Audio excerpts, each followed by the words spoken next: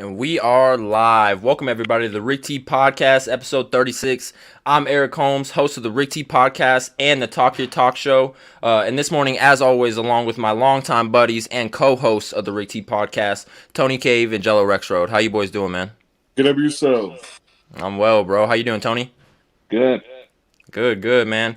Before we get started today, I do want to remind everybody to go follow and subscribe to us on all social media platforms to show us some love and for you to keep all updates with the new posts, videos, and sports updates with the Rick T Podcast, man, on Twitter, Instagram, YouTube, and Twitch, man. Go like and subscribe.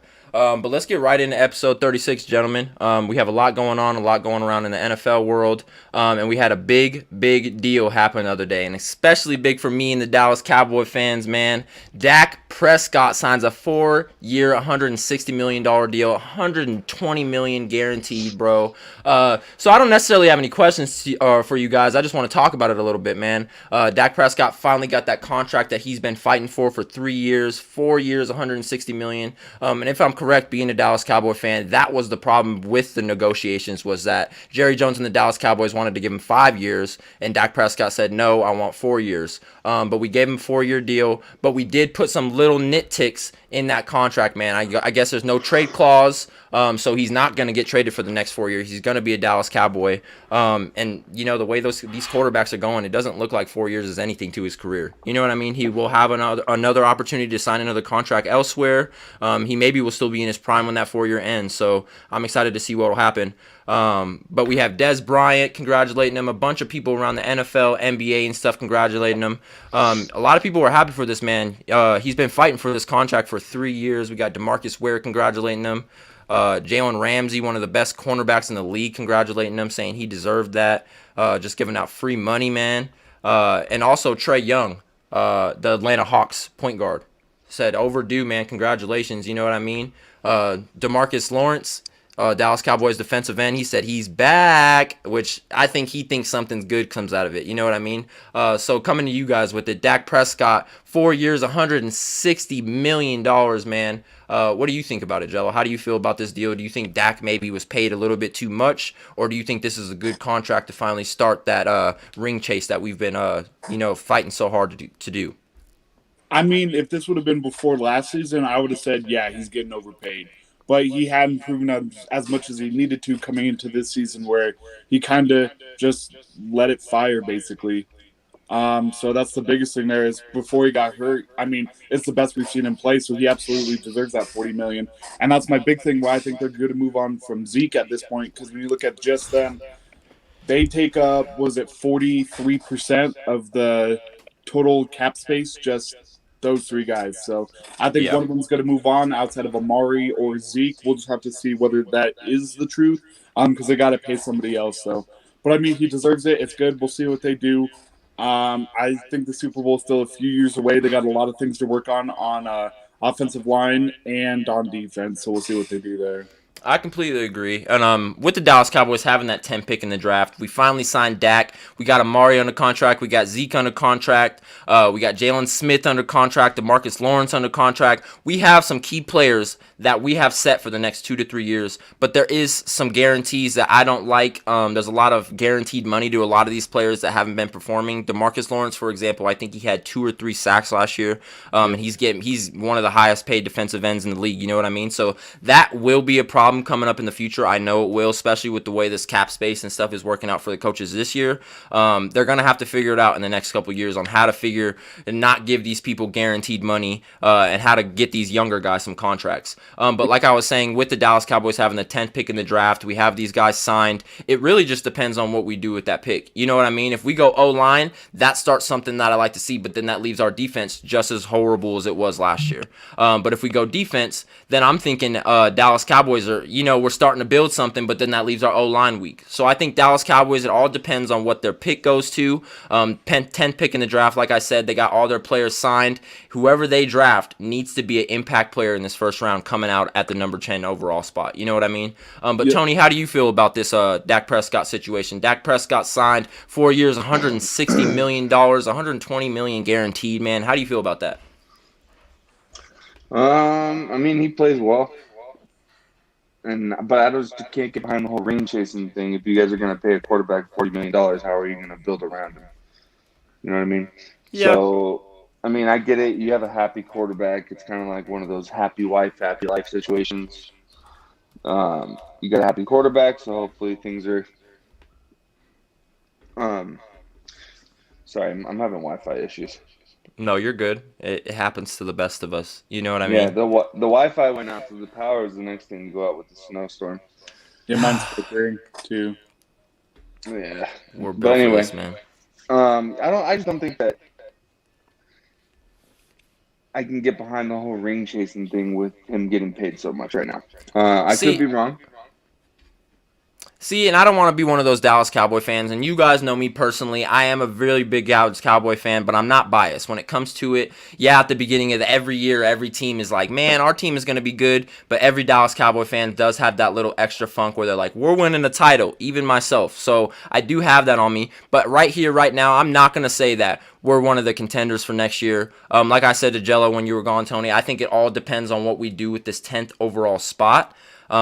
Whether we draft defense, whether we draft offensive line, I think it really all depends on how it's going to mix in for this next upcoming 2021 season. You know what I mean? Dallas Cowboys have talent at the receiver spot. We have Dak, we have Zeke. You already know how it is. And then we have a lot of other people that are doing a lot of other good things. You know what I mean? Leighton Vander Esch, he's one of the beasts. He was hurt a lot last year, but his rookie year, he did great. He was definitely better than a lot of other linebackers, upcoming linebackers in the league. So like I said to you guys, I think it really just depends on what we do with that 10th overall spot, and I'm excited to see what we do. I've been waiting for 3 years to see Dak get his contract signed. He's seen every one of his friends on the team go before him. He's seen his friends in other cities go before him, and he's been waiting patiently, and I will give that to Dak. His patience is one that I do not see from a lot of players, and especially not a lot of quarterbacks. Quarterbacks usually get the fuck out of there when they don't get their money. You know what I mean? They get out of there. So when him sitting for 3 years and just being patient with Jerry and having these discussions and stuff like that, it's impressive to me. You know what I mean? It's impressive to me. But we do have another picture of what Dak said after he got signed on contract. He said, "This is my home. I'm not leaving, and this is only the beginning." And he also said, "I have to thank Alex Smith because of that moment. You're sitting there and you have an injury like that and you come out of surgery. You see somebody who has already done it and you did it with worse circumstances. That allows my mind to go, hey, I can do this. I'm going to beat this. It's just a matter of time." You know what I mean? So Dak Prescott's motivated. He finally got his contract. He's been playing lights out without a contract. So I am so excited to see how he plays with the contract. It could be better. It could be worse. But we'll just find out in 2021. You know what I mean? Yep. And this is going to get crazy too. So big thing here is cap space is down 8%. First time in years that's happened. Another thing we have to look at for the Cowboys is will they take a tight end as well? I know that's been a big thing for them as of late. So if Kyle Pitts drops, will he go down? I completely agree. Kyle Pitts is a badass tight end too, and I'm not high on tight ends, but that's one that could be good. Lisa Gibson in the chat said, "Good morning, nephew. How's it going? Good morning, auntie. How are you doing? Hope you're having a great morning. Thank you for tuning into the Rich T podcast. And I didn't forget you. We're still doing this giveaway with this coffee mug at the end of this show today, so stay tuned with us and get your chance to win it." Zach Sheeg, what up, my boy Zach Sheeg, boy?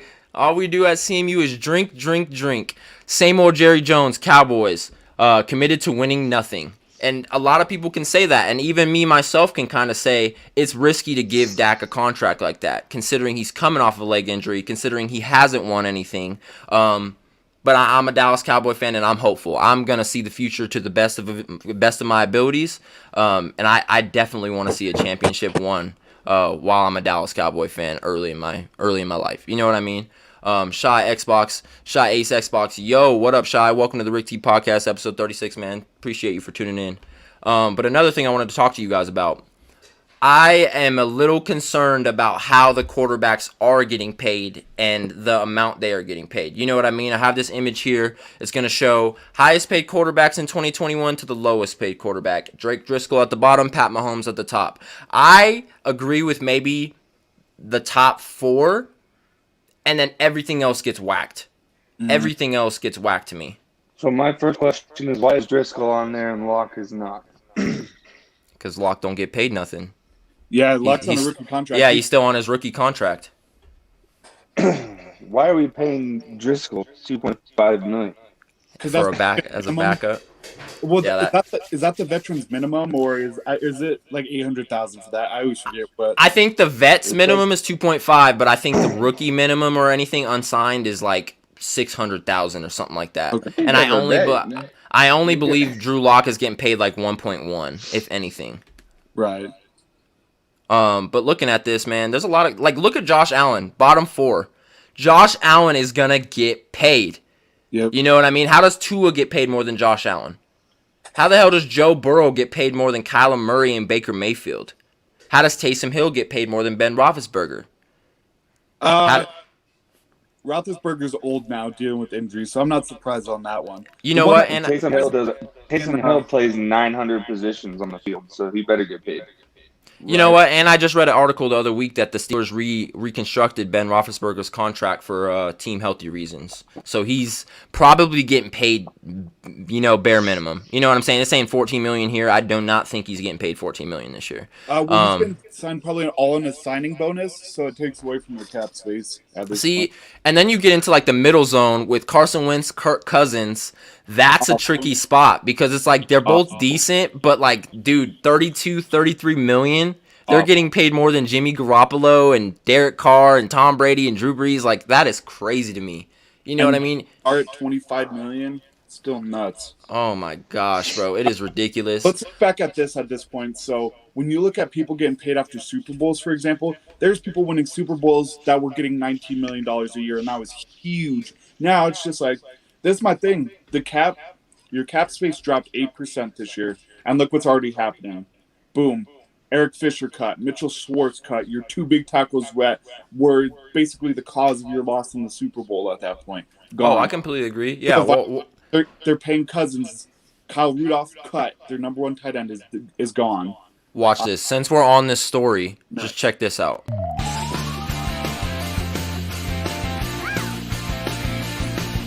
Massacre Week is crazy, bro. Vikings have released Riley Reed. He was a big-time player. Vikings are also releasing Dan Bailey, saving the team $1.7 million in cap room. Like Jello said, the cap's been crazy. Chargers released Try Turner. He was a big weapon for them. Lions released tight end Jesse James per Adam Schefter. That's a big one. We needed them. Giants are releasing guard Kevin Zerter. He's a big one. He's a vet, like they just said. Tampa Bay has agreed to a 2-year deal worth $25 million extension with Levante David. That's huge. Patriots are re-signing Cam Newton to a 1-year deal. That is boo, and I think we all agree with that. Bills have agreed to terms on 3-year deal with offensive tackle Darrell Williams. That's a good move. Raiders are releasing veteran safety LaMarcus Joyner after 2 seasons with the team, and they put him at the wrong position. Seahawks are releasing Carlos Dunlap today per yesterday. Dolphins have informed Kyle Van Noy that he will be released. That was sometime last week. We all knew about that. Washington football team is expected to part ways with Alex Smith in the coming days. We all knew about that. John Brown and Emmanuel Sanders are the latest notable departures ahead of this New Year league. And the Chiefs released left tackle Eric Fisher and offensive tackle Mitchell Schwartz, like Jello said. And the Chargers released Casey Hayward, cornerback, Pro Bowl cornerback, man. They released Casey fucking Hayward.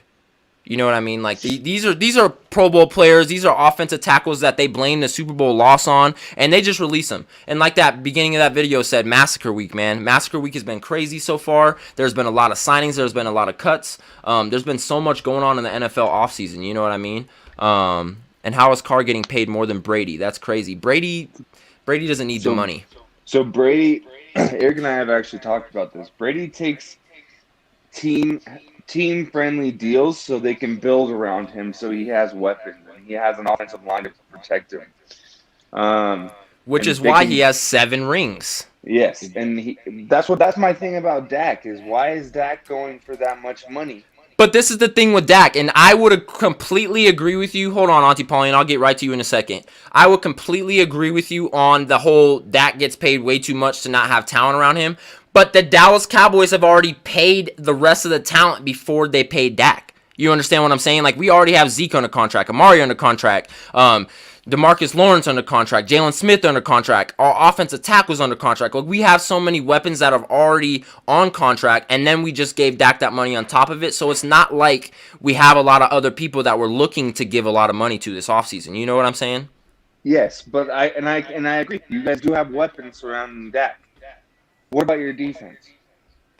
Oh, that's what I'm saying. That's what I said earlier. It really all just depends on what we do in the draft this year to me. If we go strictly defense, yes, and that's what we were talking about in privately in chat the other day. Is Denver and Dallas are a lot alike. Is we need a couple weapons on offense, but our defensive side needs work big time. You know what I mean? And we have players on defense, but we both need DBs. You guys are looking at Patrick Surtain and Caleb Farley. We're looking at Patrick Surtain and Caleb Farley. You guys have the number 8 or 9 pick. We have the 10th pick. Yeah, you guys have 9th. We have 10th. So I think those picks are going to go literally, you guys take one, we take the other, or you guys take this guy, we take that guy. Like, it really is just not going to go any other way. You know what I mean? Unless, like Jello said, Kyle Pitts falls to 10, or somehow, some way, Penei Swell falls to 10. And I don't see that happening. You know what I'm saying? I'm just saying magically, you guys have all seen the movie Draft Day. Stuff happens. Things have been said. Things happen. Those guys could potentially fall, and then that's a different draft. But Monty Pauline says Denver needs a quarterback. Monty Pauline is a Denver fan. She's a really good football fan too. She's completely right, and I completely agree with that, and I can probably put my house on it that Jello and Tony agree with it too. They have confidence in Drew Lock, but Drew Lock is just not the guy. You guys need Deshaun Watson, or you guys need Mac Jones, or you guys need a Justin Fields type of guy. And like Tony said on Twitter the other day, Trey Lance is looking better and better every day. And Trey Lance is a big quarterback. He's a Dak lookalike. Like I said, they were saying his roof, his ceiling and stuff was to play like Trevor Lawrence and Peyton Manning and stuff like that. And I'm going, he reminds me of Dak, and he reminds me of Cam Newton. If he uses his arms and his legs the way they do, at any team he will be successful. And especially with a Denver team who has weapons like that, I think a Trey Lance could be dirty. You know what I mean? Yeah, I don't know. I just don't think we have the. We got to learn how to develop a young quarterback. Otherwise, we got to do what we're known for, and that's go get a veteran quarterback. Denver needs Jesus. That's fact. Yeah. I mean, we just don't have the ability to develop young quarterbacks, and I don't see why we would keep taking a chance on it if we haven't learned from our past. So I'm willing to take the bet that we go after a veteran. And there's a lot of veterans out there. I'll show you guys this picture right here. Not a lot of veteran quarterbacks out there, but there is a lot of veteran players that can really lead an offense or a defense to a championship team. You know what I mean? So we got Todd Gurley, Aaron Jones, Leonard Fournette. Those are some big names out there. T.Y. Hilton is a really big name out there. Juju, I don't think you guys want Juju. Holiday. You guys do not need Juju. And then these are some other players that are on the other side of the ball and stuff like that. Jared Cook, Rob Gronkowski, like I said, he's a free agent unless he resigns, which is yet to happen.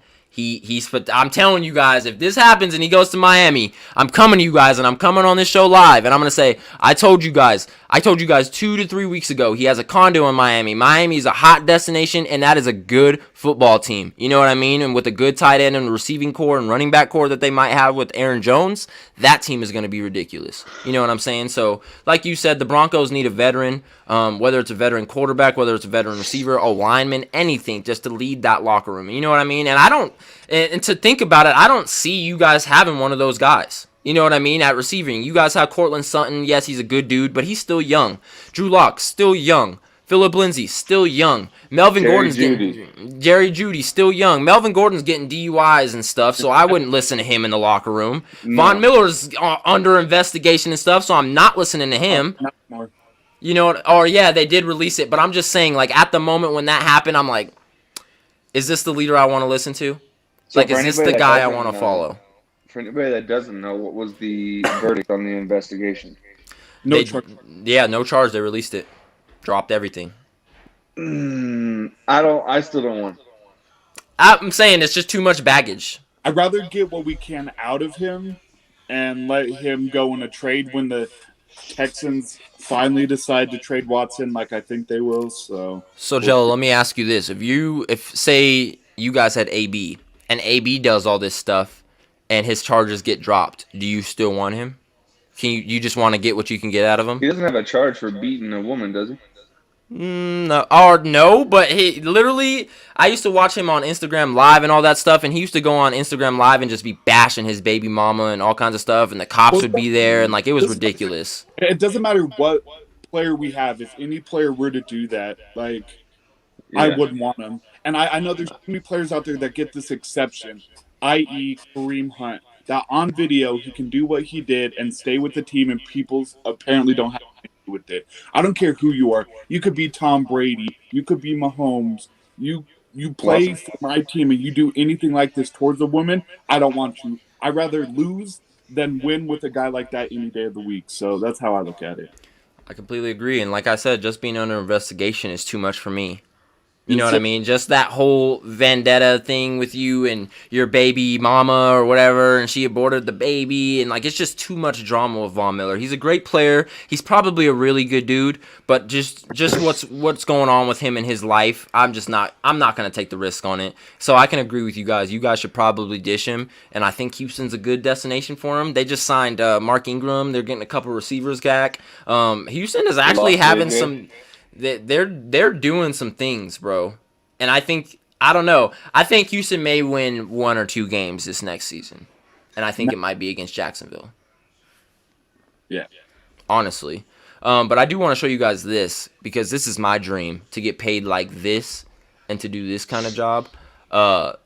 Skip Bayless's contract, bro. He recently signed a 4-year, $32 million deal with Fox, which would rank him 7th among running backs, 25th among wide receivers, 5th among tight ends, 16th among guards, 13th among centers, 16th among inside linebackers, 25th among cornerbacks, and 14th among safeties, which is absolutely ridiculous for a sports analyst like himself, who, like I said, has been doing the same thing for 30 years. He hasn't changed up his game not once. He's been doing the same thing for 30 plus years. So shout out to Skip Bayless. Nothing but respect. But man, I want to get paid like this doing this kind of thing. What do you guys think on this though? Do you guys think this is a little bit unfair? I know, Tony, you were looking at the NBA players that he was probably getting paid more than. What do you guys think on this? I mean, it's Fox at that point. They have money. There's no cap space issues here. They got money. They can throw it around. So it's not really surprising. I mean, look at Skip Bayless causes a stir. His videos get a lot of views. His show is very popular. So it's not surprising there whatsoever. Yeah, I completely agree. Tony, what do you think about this? exactly how Jello said it. The man creates drama. He says things that pisses people off, like me.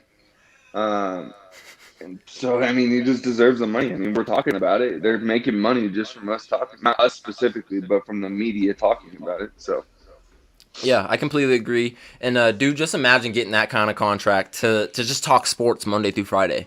You know what I mean? To do this exact thing that we're doing right now, Monday through Friday, and you can just go home and spend money and drive Lambos and live in LA, talk to Shannon every day. Like, I know he's got I mean, he doesn't have very good teams. He's a Cowboys fan and a Clippers fan, so he's probably been pretty disappointed for quite some time. But dude, like it's got to be pretty nice to be getting paid $32 million over 4 years. yeah. You know what I'm saying? That's nice money just to talk sports. But that brings me to my next question, and I'm going to ask you guys this individually. Jello, what quarterback is next in line to get paid, man? We seen Dak get paid. We talked about all these other quarterbacks who were getting paid higher than other quarterbacks, but I want to know what quarterback is next in line to get paid to you. Josh Allen all day. It's him and then Herbert basically at this point, like the next two in my opinion. But Josh Allen's gonna get paid. They opened up some cap space. They did move on from John Brown, and then they're gonna move players around like the Chiefs did for Mahomes. They're gonna do that for Allen the way he's playing. So he's at that caliber. So he's gonna get paid. He's gonna get paid big because this next year's the last year of his rookie contract, if I'm not mistaken. So we'll see after this year. This Winston man is- said Jameis Winston, bro. Jameis Winston is past his contract time. He won't be lucky enough like Cam Newton to somehow get $14 million. So That's bananas. That's Fox for you. I hope you get your paper like that, nephew. I appreciate you so much, Auntie. Hey, keep supporting like that, and maybe I will. You know what I'm saying? Maybe one day we all will. And I'm bringing all my people up with me, so we going up from here. But Tony, what quarterback do you think is next in line to get paid, bro? Josh Allen was Jello's answer. That was a great answer, but what do you think? I mean, I completely agree, but I mean, the reasoning behind it is just let's look at the stats behind it. The Bills haven't been good in 20 something years in my whole lifetime. And so seeing the Bills get turned around and my grandpa being a Bills fan and actually watching his games this year because my grandpa's a Bills fan, I mean, it's cool to see a quarterback coming up like that. The stats are there. Baker Mayfield, I could agree with. Especially after his run this year, I can see him getting a decent contract. But my thing with Baker is he's got to do it again. He's got to do it one more time to solidify that wasn't a fluke. That just wasn't a COVID year. Too many injuries, too many messed up teams and stuff because of no preseason. I need to know that was Baker. I don't need to know that was a messed up year. You know what I mean? I mean, couldn't we say the same thing about Josh Allen then? Yes, I honestly could. I like that answer just because of Josh Allen's credentials with this year, but I could say the same thing about Baker. So yeah, you're right with that. I think I need to see another year out of Josh Allen to say that it wasn't just a fluke year and that the Bills just weren't in a horrible division, playing a horrible schedule and stuff like that. You know what I mean? So I completely agree with that. Monty Lisa said Baker Mayfield definitely that's my dude, playmaker Baker. Man, that's only because you an OU fan. You know you fan. I knew it. I was like, man, there's no way someone's that high on Baker without like loving him in college. You know what I'm saying? Look at this. Look at this. Look at this. Tua, LOL. Tua's about to get traded. Tua's in trade discussions. Tua is the next Josh Rosen. How do you get drafted one year and then get traded the next? He's staying. Do you think? The free agent with offers from other teams already. They're not getting rid of Tua. I'm gonna say this again and again and again. That is the hottest place for Deshaun Watson to go. Miami. That would be the best place for him to fucking go if he wants to win. Very, very debatable at this point. I mean, didn't he already say the two places that he wanted to go? He did. He did say a couple places, but at this point, if those were possible, I feel like they would have happened. Domination 2 said, what do you think about Lamar Jackson? Honestly, I think we disrespected him because he was the picture. He was literally on the picture for what quarterback is going to get paid next, and none of us said him. So what do I think about him? I think he's a good quarterback. I need to see a lot of improvement from Lamar Jackson in a lot of areas that he's not good at. He's a great runner. He's great in the pocket. Don't get me wrong. He can shift around in the pocket and then take off like a running back. No problem with his running ability. But his vision to keep his eyes downfield when he's running and his problem to throw the ball, like he does not like throwing it. If he has an open touchdown to a tight end or an open lane to run a touchdown, he will run it any day. He will run it any day. You know what I mean? So that's what I personally think about Lamar Jackson. I don't know if these guys have anything else to say about it. What do you guys think about that question? I mean, yeah, it's very similar. We got to see what his arm can do at this point. This is why I'm not understanding Cam Newton's re-signing at this point. We saw what you did with your feet, but at your position, we want to see what you can do with your arm. And if you're averaging the yards like he was, I mean, a few games with 170 yards, but he's a quarterback. One game with 36 yards. Right. Well, and it's just overall when you look at that at that point, and this is becoming like almost like a dinosaur in the NFL is quarterbacks that are strictly runners at that point because it's becoming too easy to stop them, i.e. in Cam Newton, unfortunately with Lamar as well. And I want to see Lamar succeed more than anything. The kid deserves it after the records he broke, but there's no breaking that record again, in my opinion. I want to see him throw it. If he can throw it with the receivers he has, it could be game over. They still have Andrews. They got Marquise Brown. I know Dez left, so he's not there. So outside of that, what is it? Is it Justice Hill or Boykin, one of those two? And Willie Snead. These are receivers that can actually catch the ball. And if Lamar can get it to him, this could be another playoff team. We'll just have to wait and see. See, and I completely agree with that. Tony, what do you think about Lamar Jackson? How do you feel about him getting paid next? Me and Jello kind of just said it. If he can't learn to throw, he's not getting paid anything. I mean, last year can definitely be used in the negotiation because he could say, I want to get paid X amount. And they can be like, okay, that's great, but what about the fall off that you had? You were an MVP, then you turn around, and then now you're dealing with average stats. So yeah, I just don't see him getting paid. He's definitely going to stay with the Ravens. He's definitely going to stay with Baltimore. And like you said, he's definitely going to stay with Baltimore, but that's one of the things in this league is you never really know who's next, because the season can change in like such time. Because last year everyone was saying he was the number one quarterback that was getting paid next. It wasn't Dak. It wasn't Josh Allen. It wasn't Baker Mayfield. Now that's who we're talking about because of the year that they had. Lamar Jackson had a bad year. He might come out next year and blow us away. You never know. But a lot of players in the NFL, especially quarterbacks more than anybody, they bet on themselves. Dak, i.e., you know what I mean? He showed it for 3 years that he bet on himself. Pat Mahomes never had to bet on anything in his life. Goodness. He kind of had a great college career, got drafted in the first round to the perfect team for him, had the perfect coach, had the perfect tight end, had the perfect receiver, won a Super Bowl, won an MVP, you know what I mean? And now he's kind of a little bit starting to fall off, but he did just get a 10-year, $500 million contract. You know what I'm saying? So he's not falling off anywhere. He didn't have to bet on himself. But a lot of quarterbacks like Dak Prescott, like a Cam Newton especially this year, he got signed on another 1-year contract. He bet on himself. You know what I mean? So there's a lot of quarterbacks that I see betting on themselves. I don't see Lamar Jackson falling in for these coaches' schemes or the Ravens. I don't see him giving the Ravens a hometown or a home team discount or anything like that. You know what I mean? Dak Prescott didn't give Dallas a discount like that. He wanted all of his money, and I think Lamar Jackson is good. I don't think he's a great thrower like a Josh Allen or a Dak Prescott, but I think he's a better runner than any quarterback in this league. You know what I mean? So it kind of just depends on how this year goes, how the league kind of changes and stuff like that. But I think Lamar Jackson is going to get paid, but like you guys said, he's not going to get Pat Mahomes, Dak Prescott money. There's no way. There's no way I see it. He's too much of a running back for it. That's like paying Zeke that kind of money. Like, Zeke, let me give you $500 million to get hit 32 times a game up the middle. Like, no, that is not going to happen. That would be ridiculous. That would just be insane. I do want to move on to something a little interesting that I kind of want to get your guys' opinion on. I don't know how I feel about it. A lot of people feel different, so there is no judgment on this. But the NFL, I'm going to call this NFL helping hands. You know what I mean? They were doing some big things. NFL stadiums and facilities have been used and administer 1 million COVID vaccines. You know what I mean?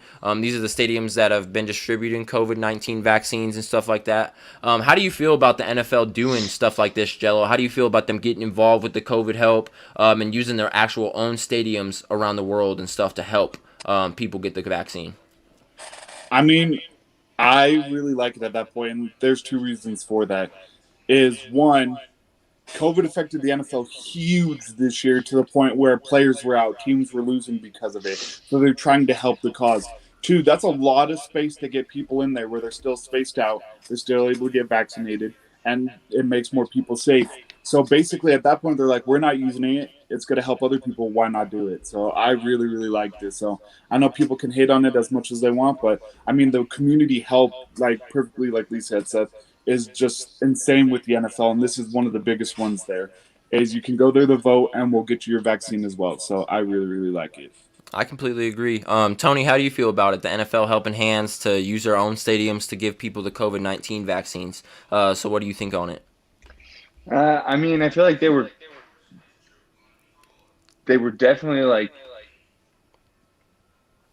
leaned on, you know what I mean? Like, because obviously we're not having these concerts and stuff that happen at these events or these stadiums, you know what I mean? We don't have all these events going on, so why not use the empty space? I feel like they were being called on, and they definitely stepped up as they should. Yeah, I completely agree, and I agree with you more than anything that they were called on and they stepped up, which is kind of outstanding that the NFL did it, because usually the NFL is not that type of league that will like see problems outside of the league and be like, okay, let me step up and take hand in it. And now they're doing the Black Lives Matter movement. Now they're doing the COVID-19 vaccine movement. And I think it's outstanding, man. I personally am not going to get that dang vaccine, but I like what they're doing to use their platform to help as many people as they can to get through this COVID-19 crisis. You know what I mean? Get people back in concerts, get people back in stadiums, get people's mental health back at stable capacity and stuff like that. You know what I mean? Carrie J76, hi mom. She said, hey, rely on the community to support them, so they should give back. I completely agree. They do rely on the community to support them, so they can't make money without fans. You know what I mean? And this year proved it. The cap went down, stuff like that. And I think a lot of people expected the cap to go down a lot more than it did, but it still did go down. You know what I mean? It didn't go up like it usually does. It didn't stay even like it usually does. It went down, and that's from no nachos getting sold in the stadiums, no jerseys getting sold at the gift shop, stuff like that. You know what I mean? But I completely agree with you guys. I think it's outstanding that the NFL is using their hands to, get out there and use their stadiums and stuff to help do the COVID-19 vaccines. And I do want to go ahead and mention this while we're at it. Dallas nor the Broncos use their stadium. I know out here we got a bunch of areas to get it done, though. There's already a lot of outdoor areas, so that could be a possibility. I know. I just wanted to bring that up. I just thought it was kind of funny. I was like, they're using like all like the outside of America, and then like Dallas and Denver were like, no, sir, we're good. We're good. We'll go ahead and watch you guys do it, and then we'll let you know if we're interested. You know what I mean? They were just not just gonna jump on that train right away. I thought it was kind of funny when I seen that. Jalen said, "Cause y'all ass." Is New Orleans doing it? Really? Nope. Really? Nope. I'm like, really? Really? That was just random for you to say that and then them not even be doing it. Coney, you need a coffee with that shot of espresso. Yes. Yes, thank you. Someone realized it. I ran out of my coffee. At the commercial break, I definitely got it. Yeah, we have a commercial break coming up in about 15 minutes or whatever, so that's so funny that she said that. She said, yo, Tony, stop yawning. It's the fucking hour that we lost to sleep last night. It's killing me right now. That is cracking me up, bro. She straight was like, you need some coffee, bro. That she called my ass out. Hey, stuff happens. Auntie Lisa, I appreciate that more than anything. If it wasn't going to be me, it was going to be you that called. I'm dying on that, bro. But let's get into the next subject. Greg Olson said, I can turn Russell Westbrook into an all-pro safety. He also said, if I could coach LeBron James for 1 year, I can make him an all-pro wide receiver. So, a couple questions for you guys, and we'll start with you, Tony, just because I'm interested to see what you're going to say first. Do you agree with Greg Olson, first of all? And second of all, if you had one NBA player that you could pick, LeBron included if you would like, who would you want to train to be an NFL player? You know what I mean? If you got 6 months to a year to train an NBA player to be a good NFL player, who would you go for? And do you agree with Greg Olson? Firstly, obviously with the Russell Westbrook and the LeBron James thing. Russell Westbrook has the athleticism to play safety for sure, hands down. Hit the best coffee around. I wish we went down when I was down there with you. We went and got coffee there. That was nice. It was smack. It was smack, huh? It was smack. See, Auntie Lisa already know my mom be whipping it up. Yeah. You know what I mean? Shy Ace put a laughing face, and then Jalen said, "Hell nah, but LeBron can play."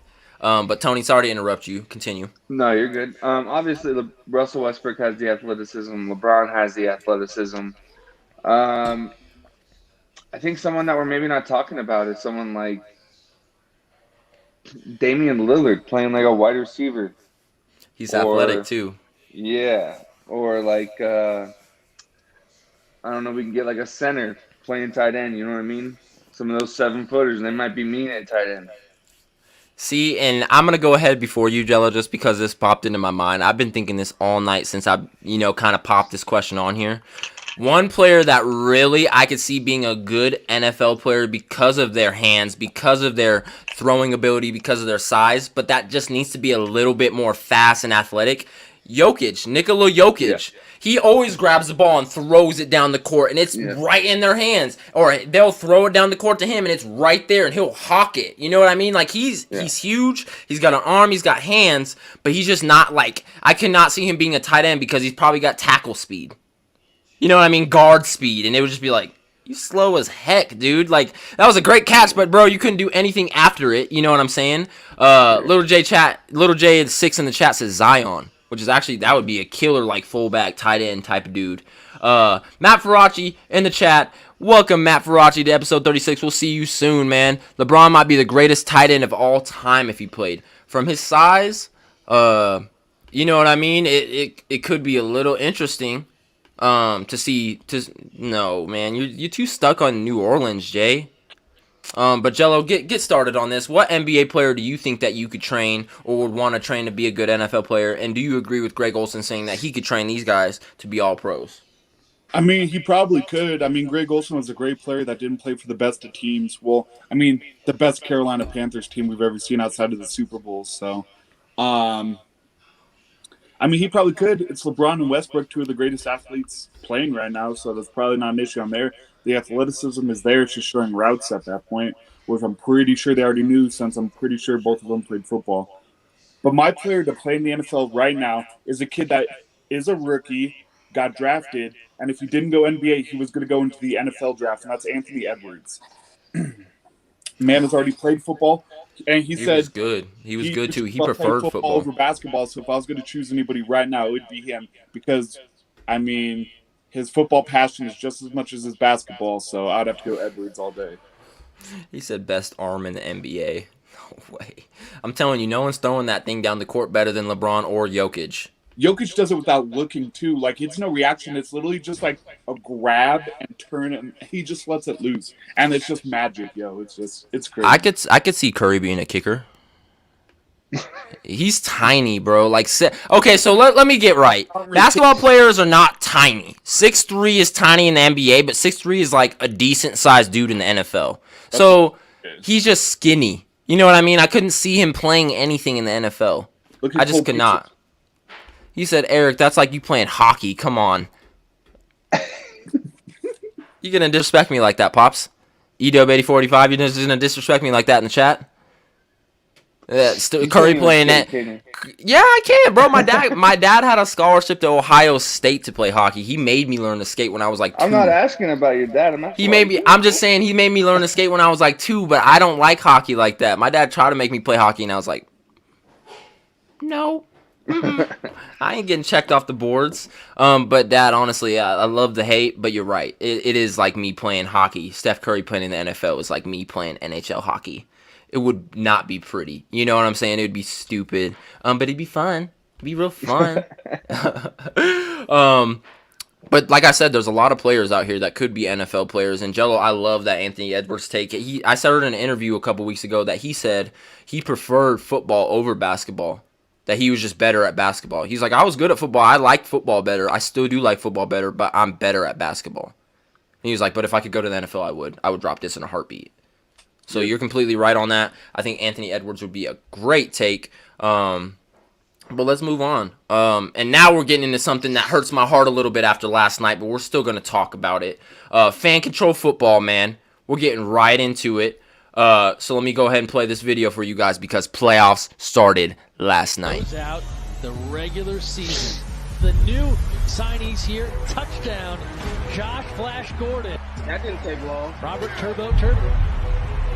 Can I get a wall climb from him? Woo, woo, woo. A lot going on. Ray Montgomery spinning it in. Wow. Touchdown.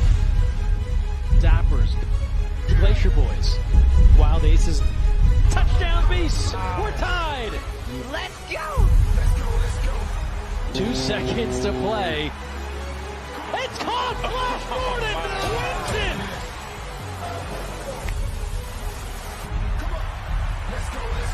That's what I'm talking about, fans. Let's go. Fan Control Football Playoffs this Saturday, 7:30 p.m. Eastern, 4:30 p.m. Okay, well that was yesterday. So Fan Control Football Playoffs started yesterday. So we had the Wild Aces, or the Beasts, take on the Glacier Boys in the first game. Really good game. My boy Tony and his Beasts. Sorry, Tony and Justin. Shout out to my boys on the team. But their Beasts fell to the Glacier Boys 20-38. The number 1 seed fell to the number 4 seed 20-38. It was a great game. Hey, I'm gonna fucking roast my team. Don't worry about mine. No, all I'm saying, it's March. Upsets happen in March. All around the sports world. We have Selection Sunday tonight. So we're gonna start seeing upsets all over the sports world. There is going to be some upsets, and it started last night with the Beasts. You know what I'm saying? Yeah. Unfortunately, it did start there. But like I said, the Glacier Boys did beat the Beasts 38-20. The last seed takes down the first seed to get to the People's Championship next Saturday, starting at 5:30 p.m. our time, Mountain Time. And then we had my Zappers taking on the Wild Aces. We went ahead and fell 32-6. We got killed all game long. You know what I mean? Matt Faraci said, "I'm big hurt about the Beast. He must be a beast coach." The top seed at 3-1. They fell. It was just a great game. It happens. Tony, Lil J said, "Tony speaking facts." March is the month of upsets. Everyone knows that. Tony brought it up, and he is correct. But like I said, the Zappers fell to the Wild Aces 6-32. It was a horrible game. I have nothing good to say about my team, but I do blame it on Jalen. Jalen joined my team as a coach yesterday, and I was on a 2-game win streak, and we just did not communicate right in the party, man. I was on fire. You were just not on fire, and look what it did. Johnny Manziel literally had like 4 plays. He got smoked hella hard in one of them, and then fumbled one of them, touched the ball, and walked off. Didn't show up the rest of the game.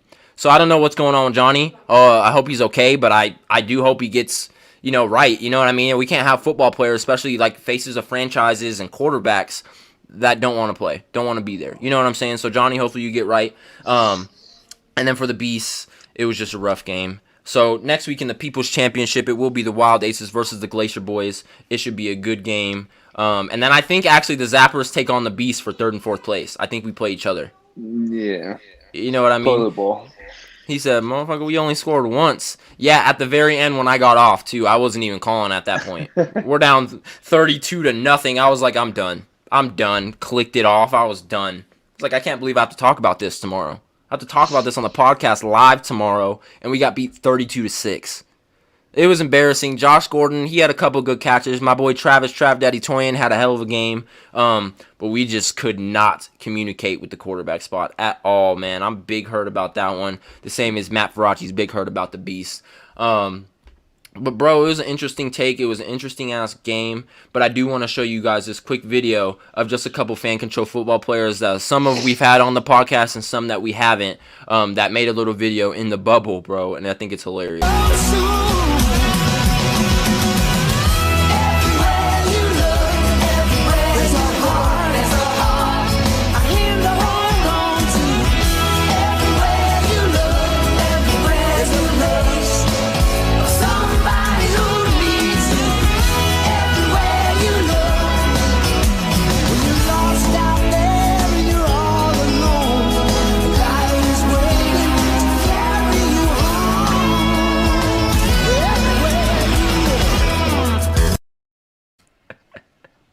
They literally are so bored in that bubble that they're creating. Yeah, he's all. That dude's all putting hand sanitizer in his water. He's all.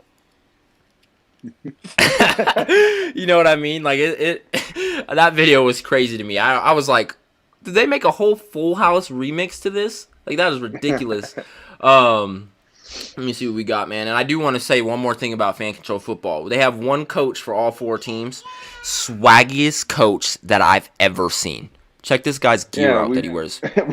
Weekly, bro. Weekly, the fans vote on which pants he's going to wear. And he's worn those pants like 4 weeks in a row. Bow. I hope someone watches that. Bro, bow. Yup. He does that too, dude. It's hilarious because every time he comes out, he goes.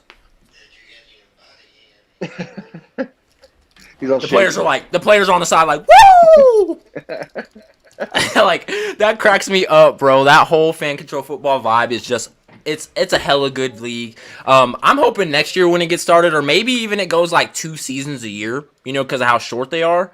I hope they add some more teams and some more players in there. You know what I mean? I think it'll be crazy to have some more games, some more franchises, something like that. Monty Lisa is cracking up about that. What the boop? Yeah, bro, that coach is swaggy. He really doesn't call nothing because the fans on the app call the plays. But he's like the coach that like coaches them daily in and out, make sure they're all good. He's their leader. You know what I'm saying? But dude, he's on it. Bow. Bow. Bow, bro. He is not playing with these cats, bro. These cats are not playing. We're at 51 minutes into hour 1. We are going to get into a commercial break. But before we do, Matt Faraci, if you're still here, where do you want me to send the link to? Snapchat, Twitter, Instagram? Just let me know real quick so I can send it to the right spot. And then we'll get you on here during our commercial break. And we'll have a good old time. We'll get that Matt Faraci interview going. But right now, we do have to get into a commercial break. It is going into the end of hour 1. Holy shoot. Hold on. My tablet is jacked. So many subjects. Okay. There we go. Matt. Coach on one. He is indeed. Jello, he kind of reminds me of like you if you were like a fan control football coach. Like I could see Jello being just like that. Hell yeah. Like swagged out from the pants to the top every week and then coming out doing like his signature. Yeah, that's definitely me. I could see it. Jello will come out and be like, "What's up? Let's go." Jello will be cheating on the sideline like with his app open, calling plays. I'd be like, "Bro, you can't do that." He said, "Messenger good, man. Perfect. Messenger is good. I will send it right now, and we will get into hour 2 of the Rick T Podcast." But we have to get into the commercial break. Like I said, on hour 2 of the Rick T Podcast, episode 36, we will have on MLB contact creator Matthew Faraci. And after that, in hour 3, we will be bringing up the newest NBA news and beef going out throughout the fight for an NBA playoff spot, man. So enjoy this short commercial break, and then hour 2 is on the other side. We appreciate you guys for tuning in to the Rick T Podcast, episode 36, man. Enjoy this little commercial break.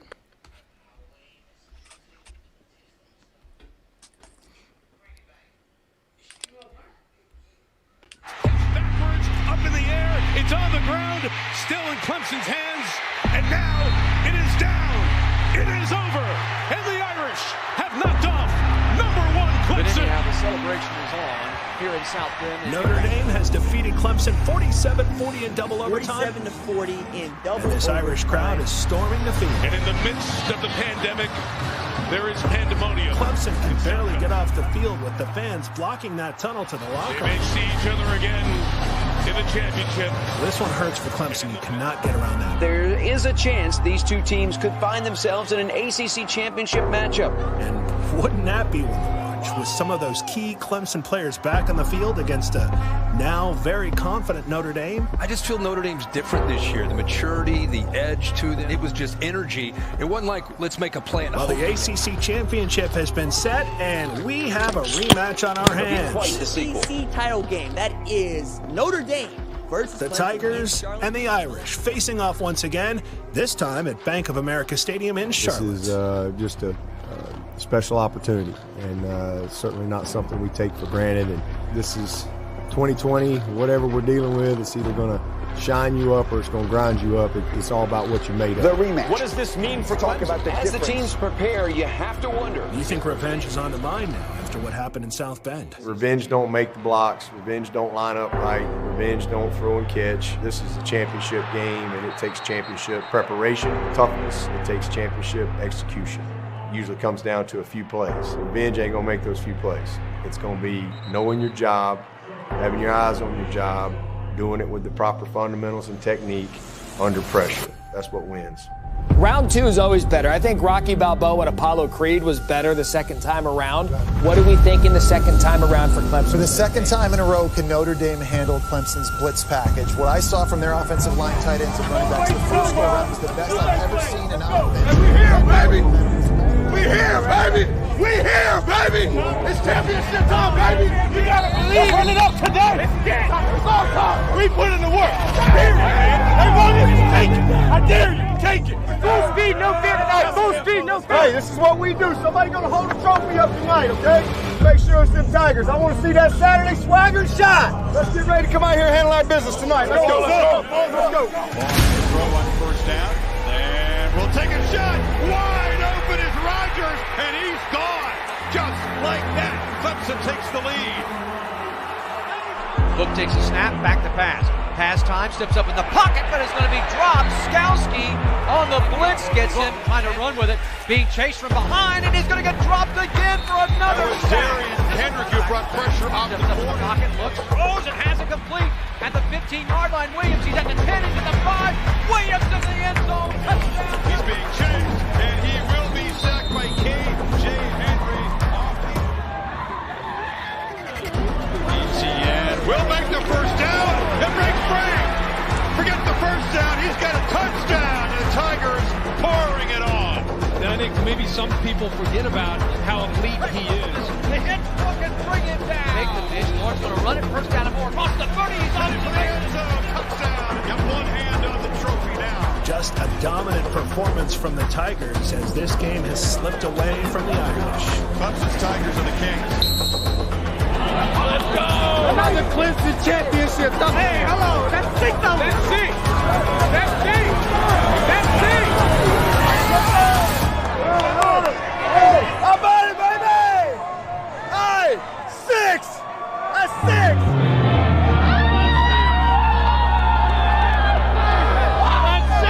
We did it! We better stop! We did it! We did it!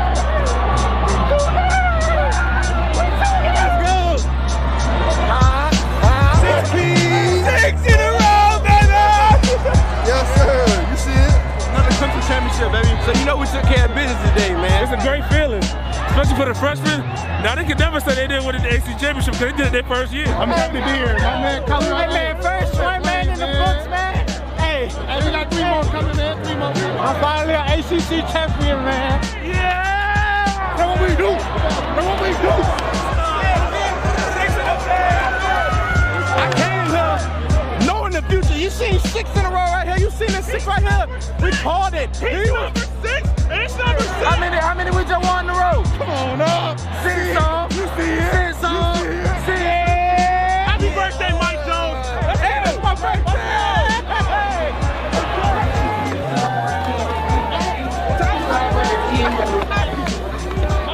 This is a blessing. You know what I'm saying? 6 in a row. Slight work.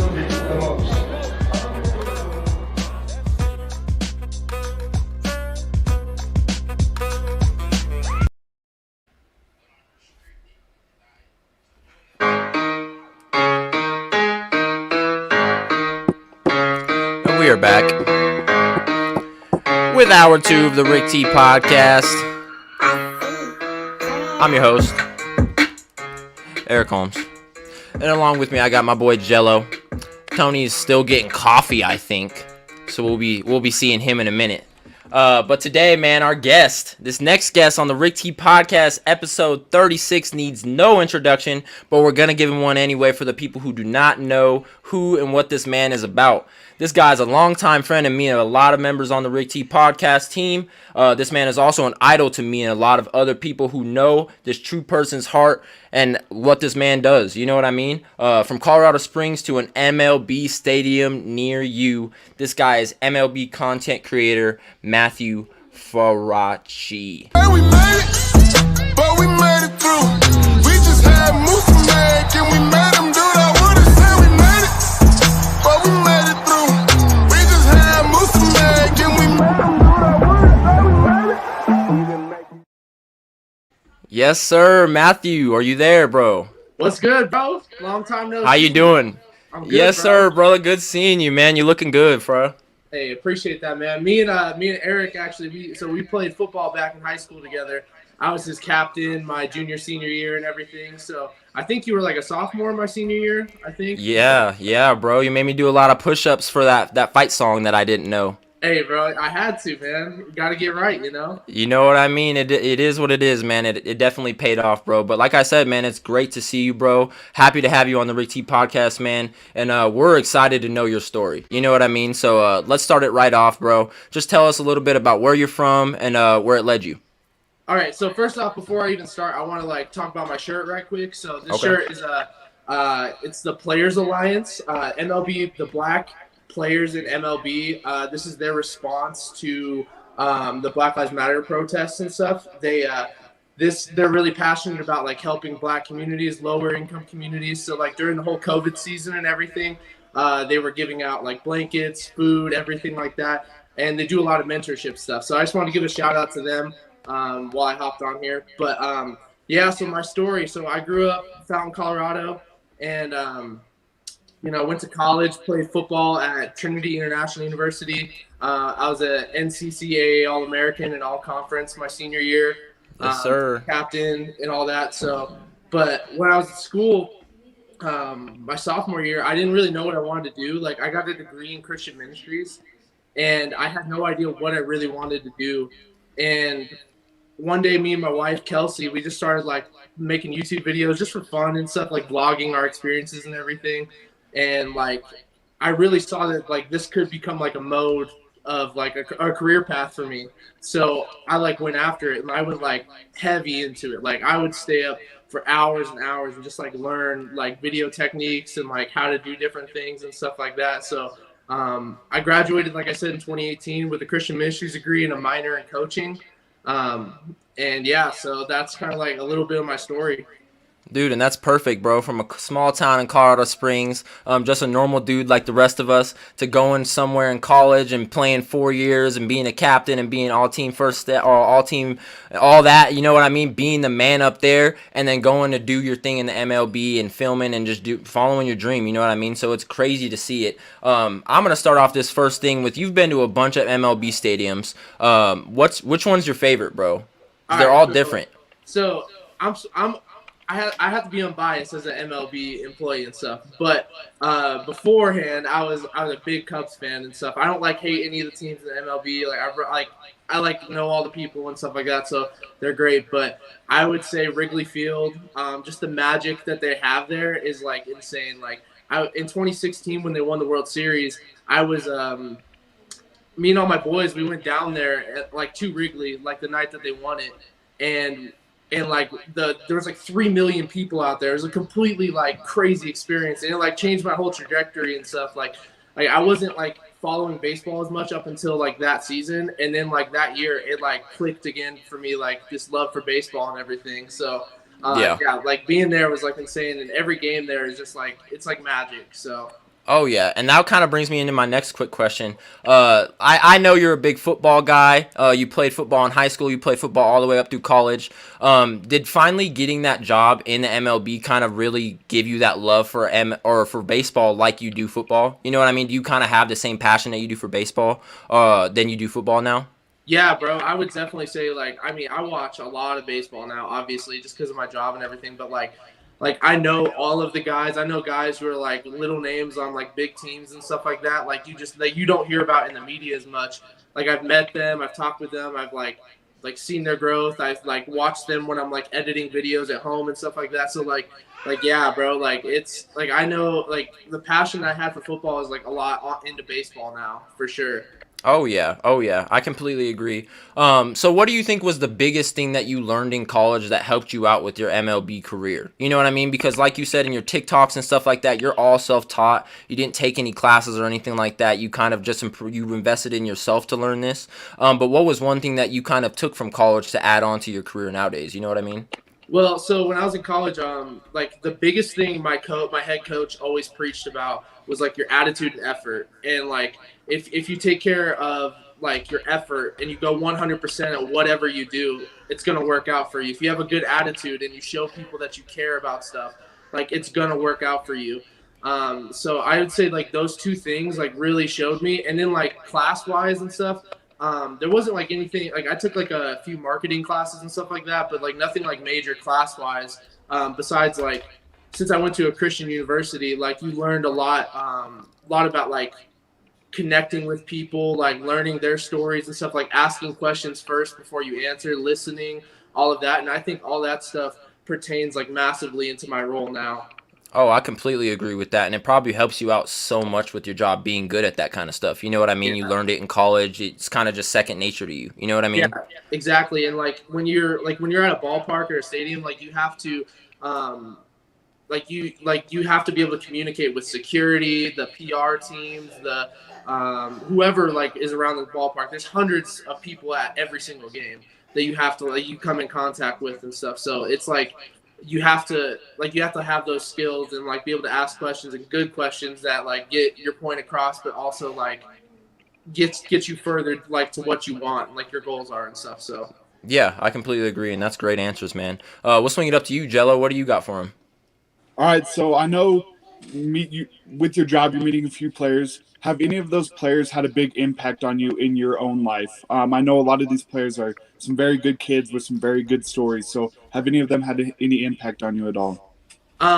So Javi Baez, he's the shortstop for the Chicago Cubs. I got to do a few projects with him, and like seeing like the way like we went to Puerto Rico. I got to see like where he lives. I got to like be around his like family a little bit and stuff like that. So seeing the way like he's such a big name in baseball and people love him, but like how humble and how like good of a person he is and stuff, like regardless of the money he has, the fame he has and stuff like that, like he was so down to earth. He's just like one of us, just like one of the boys basically. And yeah, it's like really cool. Like I would say the majority of baseball players are like that too. Like I haven't like had very many negative experiences in my job, like with players directly and stuff. Like most of the time they're very humble. They just kind of get the stereotype through the media and stuff like that isn't necessarily true. Like they're like most of the time they're like phenomenal, and they always like care about you and like they want to hear you like your story more than even them telling theirs. Like when you have a conversation with them. So. Oh, yeah. And I heard you even on TikTok Live the other day that you were saying that those players are kind of like built through their careers to be professional at this point. You know what I mean? Exactly. They've went through so much through like the media and through cameras and stuff like that like at this point being professional is just second nature to them as well. You know what I mean? Exactly, bro. You have to. I mean, the job demands it. You know, like you got to like you have to be professional. You show up to the ballpark. You're here to do a job. You know, like I know these guys a little bit. Like I've met them, talked with them, but like at the end of the day, it's a job for me. It's a job for them. So we have to respect those boundaries and everything. And they're always respectful. I'm always respectful. Like it's all about being professional. Yeah, I completely agree. Tony, we'll swing it down to you, man. What do you got for Matt? Awesome. How's it going, Matt? Good, bro. So I have two questions for you right off the bat. One, I love the shirt. I love the concept of it. Is that available to the public at all yet? Yeah, I think that they have some back in stock. They ran out at one point, but it's called theplayersalliance.com. Okay. So just check that out. They have all their information about like what they do as an organization and everything. It's phenomenal. So yeah, go check that out. They should have some merch back in there. Awesome. I'm a 3XL. You think they got my size? I mean, this is a 2X. So I was about to say you and Matt kind of like the same size. Y'all some big boys. You both played O-line. Y'all some big boys. Y'all can play. Exactly, man. Yeah, no, they got the 2X. I don't know about 3, but I know they got 2. So. All right, I'll take a look at it. I appreciate it. And then my other question, can you give me one moment in your MLB career that you'll never forget? Yeah, bro. So my first season, it's 2018. I'm still like, my role was like brand new when I started. I was the first person in my position and stuff. Like video content was like really starting to pop off within the sports media like sector and stuff. So 2018, I make my first, like I go to my first round of playoffs postseason, and like the moment where it like really clicked for me was Game 3 of the World Series. So Max Muncy hits a walk-off in like the 18th inning. We're sitting in the tunnel like for like 3 or 4 hours, like basically an extra game. And I run out with the players. Like I follow them from the dugout all the way around. I'm like in front of them, and as soon as like the clip, like I'm done filming, my hands are like shaking. Like I'm like freaking out. I'm like I've never been in this moment, like this big of a moment. There's 60,000 people in Dodger Stadium and stuff, and I was like dang, like I'm really here right now. Like I'm really in this moment and stuff like that. And like there's like 3 other people, like 3 other cameramen that are like in this moment, and that's it. You know, so like that moment like clicked for me, like wow, like I am extremely blessed and lucky like to get to this point, you know. Like I worked hard and everything, but it took like a lot of blessings for this to end up being like where it is. And yeah, that moment was like, it sticks out to me. I'll never forget like how I felt in that moment. I kind of blacked out as I ran out on the field, but like the moment after that, that's where I really like got those feelings and stuff. So Amal, tell me if it was something like this.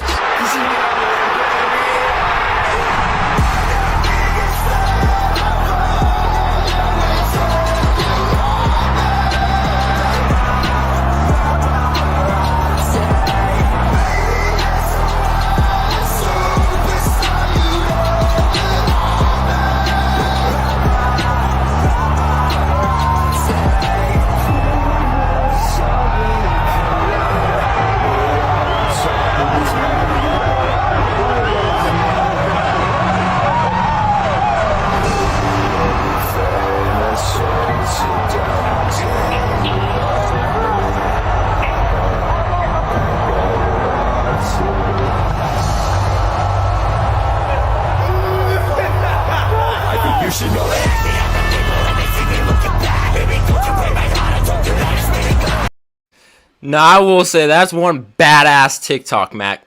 That is one badass TikTok. So like it goes farther than the whole I just film MLB stuff. Is you just do stuff with your camera. You make cool stuff. Yeah. TikToks, videos, all kinds of stuff, right? Yeah, bro. So it's insane.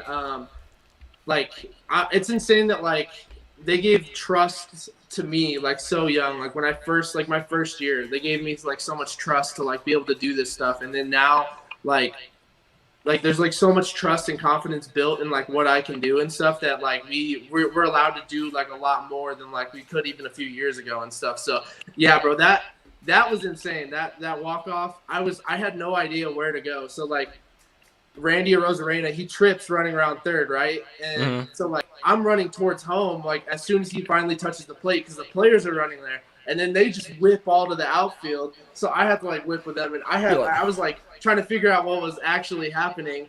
And I went out there and I that was like amazing shot. It's like top 5 for me, like for sure. Dude, you definitely made it work, bro. Carla Faraci, I assume that's your mom. She says, so proud of you, son. I love your story, bro. A lot of us do, bro. Like I said, a lot of us that go to high school or that went to high school with this man, a lot of people that went to college with this man, they love this dude's story. You know what I mean? It's one to dream about. You know what I mean? Big Blue Jay 92 in the chat. Shout out Jason Zegan.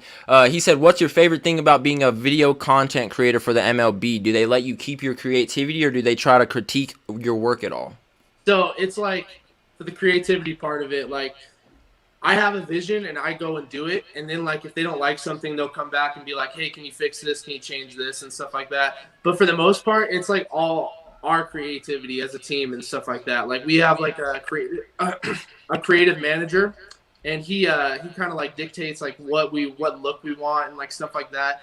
But like at the end of the day, like it's kind of like on you as the shooter or on you as the editor to like figure out like what the real vision of the like piece is. And then my favorite part though of being a content creator is just like being there in the moment, like being a part of like history and stuff like that. Like that's like, you know, like going back to the Cubs when the Cubs won the World Series, like being a part of history like that moment, like that's what I love most about it. Like being a part of something that like people will remember forever, you know? Yeah, completely agree because I mean, as much as they're looking at them running on the field, they see you running around with the camera with them. You know what I mean? Right. You're literally in the moment with those players, so it got to be crazy, bro. I completely understand. I've never been through the moment where, like, my hands were shaking with something, but I could assume how that would happen. You know what I mean? All the people in the stands, something crazy like that happens, and you're literally right in the middle of it. Like, bro, I'd be shaking and stuff, too. I have a cool... Real quick. So it's funny because you say that. So I went to Trinity, right? And Trinity, it's a very small school. Like, we have, like, 800 undergrad or something like that. So, like, our games would have, like, the most is, like, 1,000 people come to them, like, the home games and stuff like that, just because it's such a small school. And, like, so, like, I went from that, like, in the fall of, like, 2017 to, like, at the World Series in front of 60,000 people in 2018. Like, it's just insane, like, that, like, change, you know? Oh, yeah, dude. And that's a huge change, too. You know what I mean? It's not like going from, like, 10 to 15 people. That's a big change. You know what I mean? That'll shock anybody. For sure, bro. Oh, I completely agree with that. But I have a quick question for you, man. We're going back to the TikTok situation just because literally your TikTok amazed me, a lot of people on my team. Actually, our graphic designer on the Xylo graphic designing team, he watches your TikToks all the time and he looks up to them. So I'm going to play this one and I'm kind of just going to let you break it down on how you kind of just thought up of these ideas. You know what I mean? So did I go to college or get a degree in this field? No, I didn't. Self-taught, basically. I spent hours and hours watching YouTube videos. And one summer, I worked grounds crew for my university. So I'd get up at 6 a.m. to 2:30, get off, I'd train for football. Then I would spend like hours watching tutorials and everything. But the biggest thing that helped my growth as a videographer was investing in this course called Full-Time Filmmaker. I'm an affiliate, so I have a link in my bio if you're interested in it. Basically, it taught me everything I could possibly want to know about videography, from how to work a camera, how to operate, how to feel comfortable, how to set up lighting, how to edit. Literally anything that you want to learn about videography, it's probably in that course. Falling, the wind is calling, stand for something or die in the morning. Section 80, high power.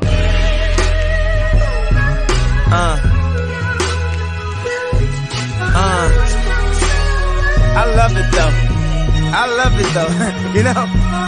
Put your hands to the like that.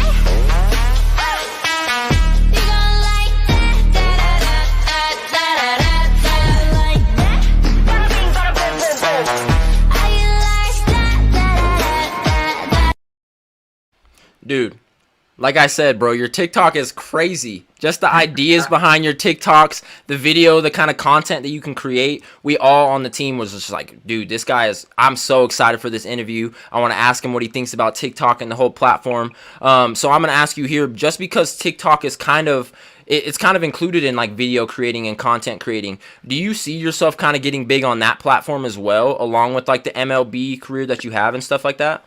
Yeah, I mean, I'm kind of like using what I do already and stuff like on TikTok. So, yeah, bro, I think TikTok, in my opinion, it's the best app, like social media app out there. Like anyone can grow. You could be like somebody who makes something, like make some kind of food, and you'll pop off on TikTok. You just make good content on there, it's gonna work for that platform and stuff. So I think it's the easiest for like regular people to grow. You don't have to be an influencer. Like Instagram like kind of like hides like smaller creators and stuff like that, but like TikTok really just takes you to the top almost. So I have some friends who like one friend, he just started like posting like some comedy stuff, and like his stuff like blew up to like 80,000 90,000 views and stuff like that. Like it's insane like how like just like you just create content and it's good, like it's gonna pop off on there.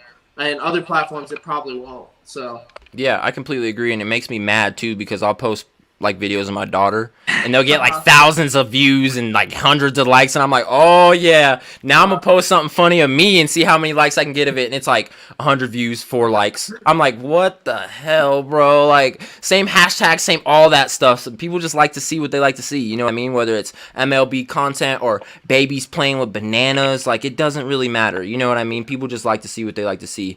But we'll swing it up to you, Jello. What else you got for Matt? All right, so I know you played football at this point, so I got to get into this with free agency hitting here soon. Do you have any bold takes for this free agency? Players are going to go to teams you don't expect, anything like that at all? And before he answers that, my man Matt's a Jets fan. Yep. He's a New York Jets fan. So go ahead and take that question. Honestly, I don't know, man. The Jets have a lot of spending space, so I think that they could like really dive deep. Joe Douglas, our GM, is like he's the man. Like he's like probably one of the more respected GMs, and we got Coach Saleh now taking over. So I'm excited to see where it ends up. But I think the Jets, I think they'll end up trading for Deshaun Watson. I don't know if the Texans will go for it. I honestly, for me, I want Deshaun Watson, Sam Darnold, or Trevor Lawrence. And if Trevor Lawrence and Deshaun Watson don't work out, I don't want anybody else. Or Russell Wilson, but I don't see that happening either. But yeah, bro, I don't know. The free agency, I'm excited to see what happens during it. But yeah, Big Blue Jay said little brother of New York. I mean, he's not wrong at this point. So. That's messed up, man. So like you just said, you want to see them get those 3 quarterbacks.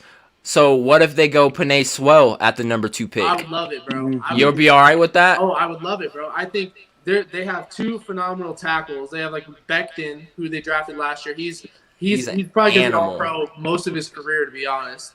Okay. So if they just solidify the line, I think Sam Darnold, with the same core that he had last year, will be a very successful quarterback, in my opinion. And I think if he even leaves the Jets and he goes anywhere else, he'll be great anywhere he goes. I completely agree. He's a good quarterback, and that's what we've been saying on the podcast for this last couple months is they just don't give quarterbacks enough time to get adjusted to what they're used to. You know what I mean? Get used to their team, get used to the NFL, stuff like that. Like they tossed Josh Rosen out in 1 year. They were looking at tossing Sam Darnold out in 2 years. Give him some time. You know what I mean? Give him some time, give him a line, give him a team. You know what I'm saying? And he's younger than Joe Burrow. He has time, bro. If it doesn't work out, we can end up drafting another quarterback, Facts. You guys have nothing to lose. Exactly, bro. You guys literally have nothing to lose. You guys are picking number 2. Salem is going to turn that team around, and that's one thing I do want to bring up, too, is Salem, he's a badass coach, bro. He is. He's one different coach. You know what I mean? He's got huevos, for real, man. But let's swing it down to you, Tony. What do you got from my man, Matt? I got 2 more. I just came up with one from that last topic, the Jets. How do you feel about them kind of ruining the number 1 draft pick late in the season? Are you upset about that at all? And me as a competitor, they needed to win those games. I couldn't go out 0-16. You know, I would not be okay as a fan if the Jets went 0-16. So I'm very happy with how they ended up, and I think, like I said, I think Sam Darnold's a good quarterback. So even if they don't get Trevor Lawrence, I'm not even tripping about it. I think he'll be fine if they put the tools around him to succeed. You know, so. Oh, I completely agree. I like the competitiveness to that. My other question, going back to your career. So you have an amazing story. You made some TikToks about how never give up, follow your dreams, do what you got to do to get there. I'm going to mention our content creator on our team, Zylo, again. He's a young guy.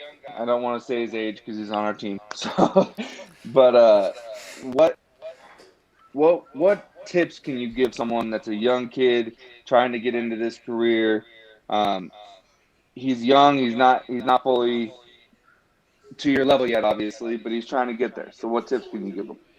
So first off, sports content creation and sports media has grown over 35% of jobs every single year for the past 5 years. So when he gets to that point of looking for a full-time career in this field and stuff, there's going to be something. And for somebody who's just starting out or learning, create something every single day. Whether it's an edit, whether it's a graphic, whether it is what it is. I did when I was starting out. I learned graphic design. I learned photography. I learned videography. I just spent hours and hours just trying to learn. I would go to YouTube and search one technique of how to do something and just try that, you know? So just spend putting that work in, it's going to work out. Videography and photography and all that isn't a skill that is impossible to learn. You don't need to have 5 degrees to be able to do it. You just got to go and put in the work and put in the time to learn everything about it and stuff. So my biggest advice is just every day, just try to learn something new. It's not impossible for anybody to get to where I am. It's not impossible to get to the NFL and be one of their content creators. Most of those people that I've talked to from the NFL, baseball, any sport, they all kind of have the same story. Whether they went to college or not, they just spent time and put in the work every single day to get there. So I completely agree with that, and that's all you can do is just grind, keep working every day, keep practicing, keep going. You know what I mean? Exactly. And Eric knows this. When we were in high school, you just had when we played football together, we used to, every day, we would just try to push each other, be a little bit better and stuff like that. And if you're 1% better, because of the work you did today, then that's an improvement. And at one point, it will get to that 100%, where you're you make it. So see, and him bringing up our football team is different too because his class was good, Final Four good. You guys played against Philip Lindsay and those guys in the Final Four, right? Yeah, well, Philip, he had a torn ACL by then, but yeah, we played against Denver South. Yeah, bro, it was crazy. So state semifinals and everything. So yeah, bro, they were good. So it's different to talk about if I'm talking to Justin, he's like, yeah, we used to push each other. Shut up, Justin. No, we didn't. But these guys here, I'm telling you, they used to I used to come in the locker room sophomore, freshman year and start putting my pads on, and all these big dudes would come up to me what's the fight song? And I'd be like, I don't know it yet. It's my second week of football here at this high school. I don't know. And they're like, get down and do 95 push-ups. And I'm like, 95? And they're like, 96 now. And I'm like, 96? And they're like, 97 now. I'm like, okay. And just start doing them, bro. And it was every day. It was every 2 hours they come up to you. What's the fight song? I don't know. Training camp was a beast, bro. You had to learn it. So that was the tradition. So yeah, we were soft on you guys compared to the senior class that was on us. They were some bullies before. My freshman year, bro, they were all bullies. They were all mean. They never tried to pick you up. They just beat you down, basically. Bro, that happened my first day of, I think it was first day of film with you guys. It was I was with Chris Kuchar and all those guys. So I'm intimidated. These dudes are 6'5", 6'4". I'm 5'4". I'm tiny as hell. And I come in, we all sit in there. All of us young dudes are in film first. We're in the front row. We want to look good. And all the older dudes came in and they were they were just lifting people, freshmen, out of their seats and putting them on the ground and then sitting in their chairs. And I was just I got up, went to the back. I was I was chilling, bro. I was not getting moved around like that. But I believe you guys were soft on us compared to like the stuff you guys had. You know what I mean? Yeah, times change real quick too. So. Oh yeah. That brings me kind of to like my last question. This kind of has to do with your college football career. What was your best, memory with that? You know what I mean? Because I know you had a long 4 years there. I know you probably had some good friends that you met up there. A lot of probably harsh times up there. You know what I mean? The whole 9 yards. But what was one thing that you'll never forget about being on the Trinity University football team? So I was there for 5 years. So my freshman year, I broke my hand and I ended up getting a medical red shirt. But honestly, like the biggest part for me about like, especially because I went to a small school and stuff, like those friendships like are lasting. Like it's been 3 years since I graduated now almost, and I'm still I still talk to almost all of my teammates at least like once a month or something. Like it's I have we have a real brotherhood and stuff like that like we really cared about each other, care about our lives and stuff like that. So like that's probably like the biggest thing. Like we weren't the most successful team on the field. We always had the talent. We just couldn't put all the pieces together for whatever reason. But like going through like all our like off-season training and stuff like that, like my freshman year we had 5 a.m. like running, and then I had 6 a.m. lifting. And our coach, his name was Coach Angulo. He played for the Ravens and the Bears for about 7 years. Now he's the tight ends coach for the Ravens actually. He was a maniac. Like he was a menace to society, bro. Like we had to do like 5-minute lunge holds on the first day, and I remember I did it with my right leg first, and then we got water, and I come back in and my legs just gave out and I fell right into my coach, and he's 6'8" and he's standing over me and just going in on me. So yeah, bro, I would just say all the biggest thing was the brotherhood that I got out of it. That's for sure. I got brothers for life. I really care about who I am, what I'm doing and all of that. So. Oh yeah, and I love that, man. Sam Mr. 13 says, "Love me some Faraci." That's my boy. I played with football with him in college. So he's hell yeah, boy! Shout out, Sam. I love me from some Faraci too. I know a lot of other people love them some Faraci. And I think it's super dope that you talk to your teammates a couple times a month. You still make videos and stuff for the football team and stuff like that. So I think that's all super damn cool. You know what I mean? Stay connected with your roots. Yeah, bro. I'm super. I mean, I graduated 3 years ago. The year after I left, when I first started with MLB, I was still coaching with them. So I would go to as many practices as I could and help them coach. I would work most of the weekend, so I didn't make it to the games and stuff. But I would help coach and invest in those players. And then I know a lot of the freshmen, sophomores now just because of them and stuff. And I always try to reach out to the younger class because that connection is so massive in college and stuff like that. Kids are just leaving home. Most of the time, the way we had it was we were in Chicago, but we didn't recruit a lot around Chicago. We had a lot of kids from California, Texas, Florida, and stuff like that. So it was leaving home, going thousands of miles away to something you've never had to deal with. So I'm super passionate about trying to help those kids make it through. And I know since it was a small school, we didn't have a lot of money to invest in a lot of things. So the struggles were a little harder than some other bigger name schools and stuff like that. So trying to invest back into the school and trying to help them out is something I really care about. Dude, and that's huge too because Trinity International was actually my one offer that I had coming out of high school, and it was because of you. Yeah, it was because of you, bro. You were "Yo, I'm gonna get you on, bro," and you were talk to him, and then he would hit me up. He hit my dad up. He's "Come to Chicago and visit," and I'm "Dad, I'm going to play in Chicago." And then all my friends are going to CMU. I'm let me just go with my friends. And then I didn't go. But I don't regret anything. But sometimes I do wish I would have went up there and kind of seen how you boys were. It looked super fun. Like you guys said, it wasn't all great and stuff on the field, but it's all about the brotherhood and stuff. That's really all football is about. You know what I mean? Exactly. And no one remembers the scores that we had back then. Nobody remembers the big wins we have when we beat the 10th rated team my freshman year and stuff like that. Nobody remembers that except for the people who were there, the players, nobody remembers that stuff. You remember how you felt though being around all of those guys and stuff. And that's even more important than wins and losses, which I'm a competitor. I hate losing and stuff like that. And it frustrated me when we couldn't win. But like I was the most pissed off person. Like you probably saw when I was in high school, I was a little crazy whenever we lose a game. But yeah, so like that connection is like way bigger than actual wins and losses now. So I completely agree. Jello, Tony, you guys got anything else from my man Matt Faraci before I ask my last question and we get him out of here? I think I got my two answered very well, so I appreciate it. Thanks, Matt. Yeah, bro, appreciate you. Yeah, I got some great answers out of this, man. Good job, man. Keep up the good work. I'll let Eric take it from here, but it was nice meeting you. Yeah, bro, appreciate it. Perfect, man. I'm going to put you on in this question, man. Have you ever thought about starting a podcast, bro, with your platform and what you do and your TikToks and stuff like that? Have you ever thought about getting a buddy that knows sports and what you guys want to talk about and stuff and starting something like this, man? Yeah, so my buddy Zach Pano, he played right tackle or left tackle my senior year, I guess, and I was center. And then like at one point we were like guard tackle combination and stuff like that. He's like one of my best friends and stuff. So me and him, we're working on something right now. So at one point it's gonna kick off. But big bet.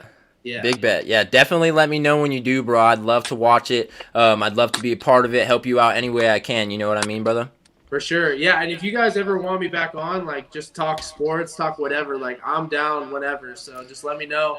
Eric, appreciate it. We're doing a rerun through all of our guests soon as football is right around the corner because I want to talk football with everybody. You know what I mean? Anybody that we have on, whether it's fan control football players, whether it's you, whether it's Spencer Webb, anybody, I want to bring them on and talk some NFL football later on in the year. You know what I mean? For sure. For sure. I'm down with it, bro. Just let me know. Of course, man. Matt, thank you so much for joining us here on the Rick T podcast and answering some questions that we had about your life and your field of work. Me, along with a bunch of viewers, got to know you or tons that we didn't know before about you. You can find my man Matt Faraci on Instagram, Twitter, and TikTok at Matt Faraci 64. Go ahead and give him a follow and join his journey as he continues his great career as an MLB content creator. Again, Matt, thank you so much for joining us here on the Rick T podcast, and I know everybody enjoyed your interview, and like you said, we'll definitely have you back on sometime later in the year for sure, bro. For sure, bro. I appreciate y'all. I'm glad I got to hop on here. So of course, man. Of course. I hope you had fun, bro. I'll definitely be hitting you up later, and we'll talk about getting you some stuff going, bro.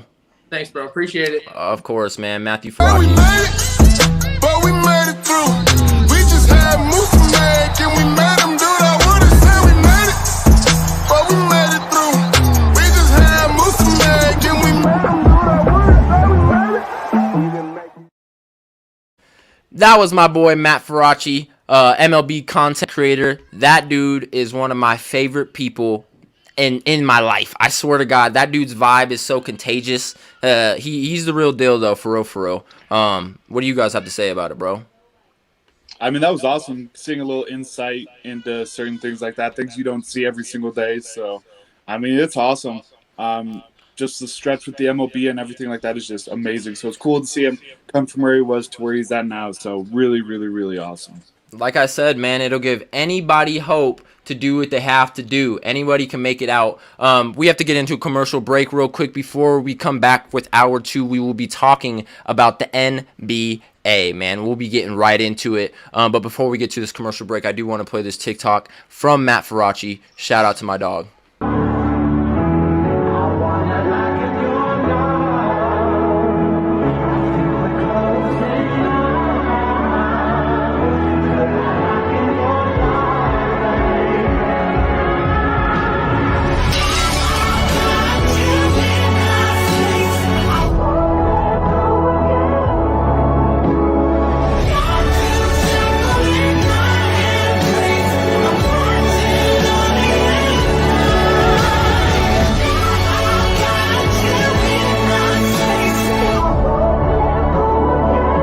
Hey guys, it's Jordan McFadden with season 6, episode 3 of the vlog, and we're gonna give you a look into our tombstone ceremony and pro day. Check it out.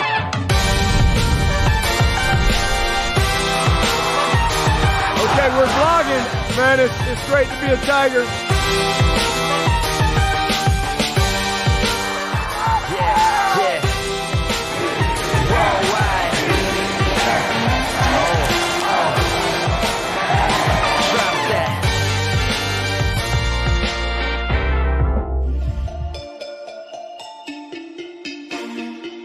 he's doing this workout today and advancing it, moving it up so that he can have shoulder surgery on his left shoulder. He's been dealing with trying to be the best quarterback since he was 16 years old.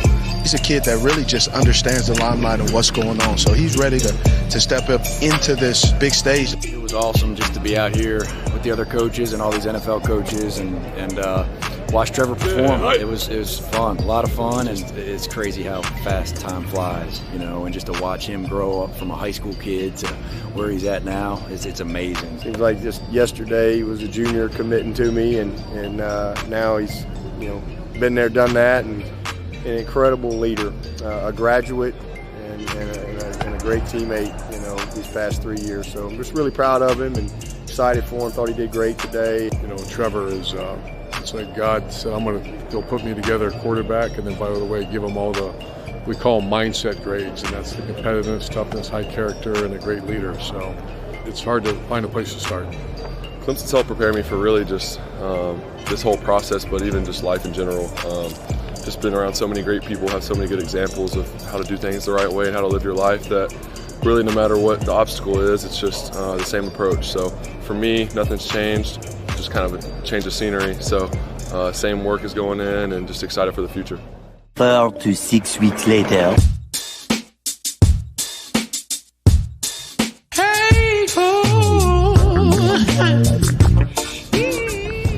What's up, guys? I'm Nick Yarrett. I'm here at Pro Day.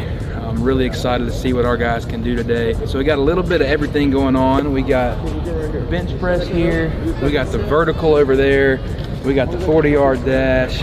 We're gonna have the L drill, all kind of stuff going on. Indy guys are gonna get some field work for these scouts coming, showcase their talents, which we all know they have. And we're really excited about it. Can't wait to see what they do.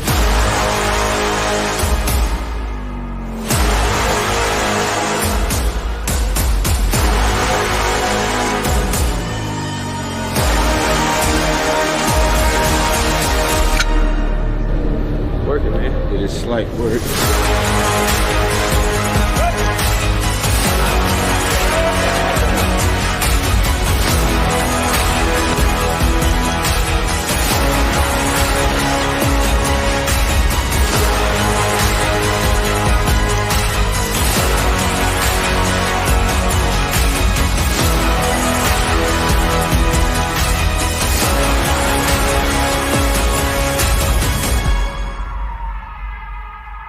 Pro Day went really well. You know, I was a little nervous, but once I started going, you know, I just started being myself and just playing football. So it went really well. We're finished now, so next step is the draft. Hey, this is Steve Smith Sr. For NFL Network, and I had the pleasure of being here at Clemson watching the Pro Day. Fantastic time, and some great athletes, and obviously some great coaching. Hi, always glad to be here at Clemson on Pro Day. Great athletes, great hospitality. Really appreciate the opportunity to come and get to know the men and gather the information. I just got done with Pro Day, man. Great to be back here for a second time. All the guys did well. Shout out to everybody that was supporting us and came out. Let's go Tigers, man. I had an amazing day today. Just came out here and got to showcase our skills, man. Just forever grateful for this opportunity to showcase my skills in front of 32 NFL teams. Forever blessed for that, man. Came out here, had an amazing day. I enjoyed being able to come out here and compete with my teammates and just have a good time, something that we all been working for a really long time. So it was fun to finally have the moment and enjoy it. Cornell Powell here, man. Just wrapped up Pro Day. It was an amazing opportunity with all my guys one last time. We had a great time, man. Put up some big numbers, and looking forward to the draft. Go Tigers. So today's a special day. It's a fun opportunity for us to honor our previous year's team for whenever they beat a top 25 team away from Clemson. So we're adding one this year for our game against Notre Dame in the ACC Championship game, which is now the 24th headstone that we've put in here for Coach Swinney since he's been the head football coach at Clemson. You won your 6th in a row. It was a 10th win for the 10th year in a row in the middle of a pandemic. I mean, just incredible. And you did it against a team that also was a playoff team, and you dominated it. We got another one going in the graveyard, so y'all have at it. There it is, right there. All right, this right here is special. It's a pretty cool thing to recognize such a tough game like that, ranked opponent, by getting a tombstone. So it's really exciting to be a part of it. Cool opportunity for us to gather our previous team, our seniors, and our current team to kind of honor that group there. And we got some more room to add a few more, so we'll keep going.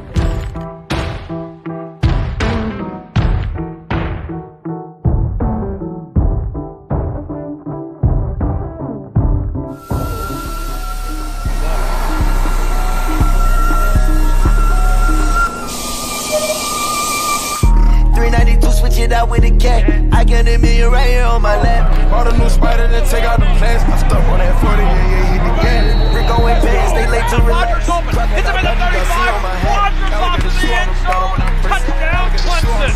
At the 10, he's in the 5. Williams in the end zone. Touchdown, touchdown. And from behind, he's going to hit it. Robert K.J. Henry gets it. She fell in love, she's only rest. I made it out, I ain't going back. Killing you. And all black.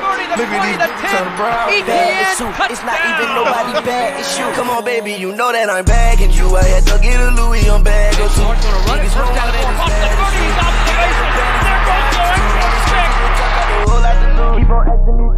bad.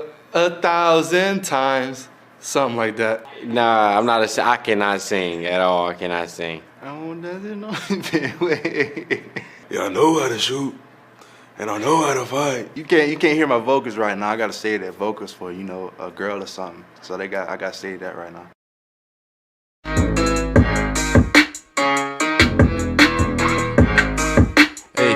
Hey, we're back with hour 2, ladies and gentlemen, of the Rick T Podcast, episode 36. I'm your host, Eric Holm, along with my co-hosts, Jello Rexroad and Tony Cave.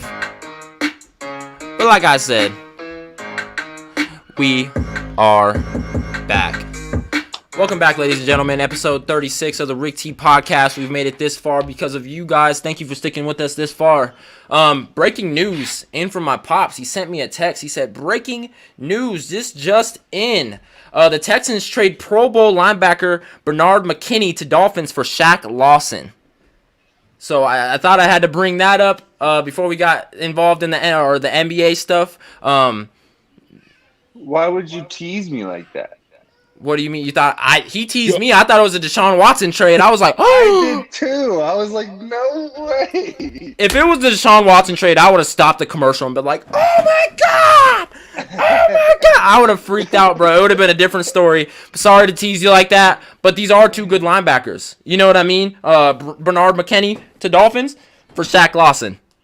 He's headed to the Texans. I don't know how he's feeling about that, but he is. Man. But like I said, welcome back to episode 36 of the Rick T Podcast, man. We're going to get right into the NBA topics. I do want to start out with the standings, the Eastern Conference standings, the Western Conference standings. We'll talk about that, and then we'll get into the playoff seedings. We'll talk about that, and then we'll get into today's games and who to watch in today's games. So let's start out with this, man. The Eastern Conference.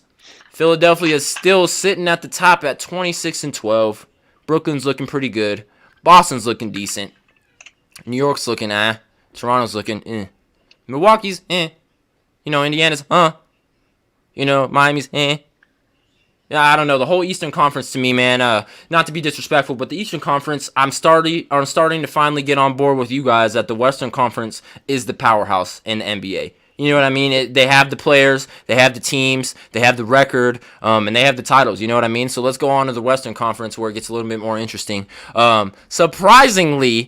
Surprisingly, Utah is still at the top, followed by Phoenix. I don't think anybody would have seen this. Tony, Jello, I'm going to let you guys take this away because you guys are the Western Conference fans. So you guys go ahead and say what you got to say about this.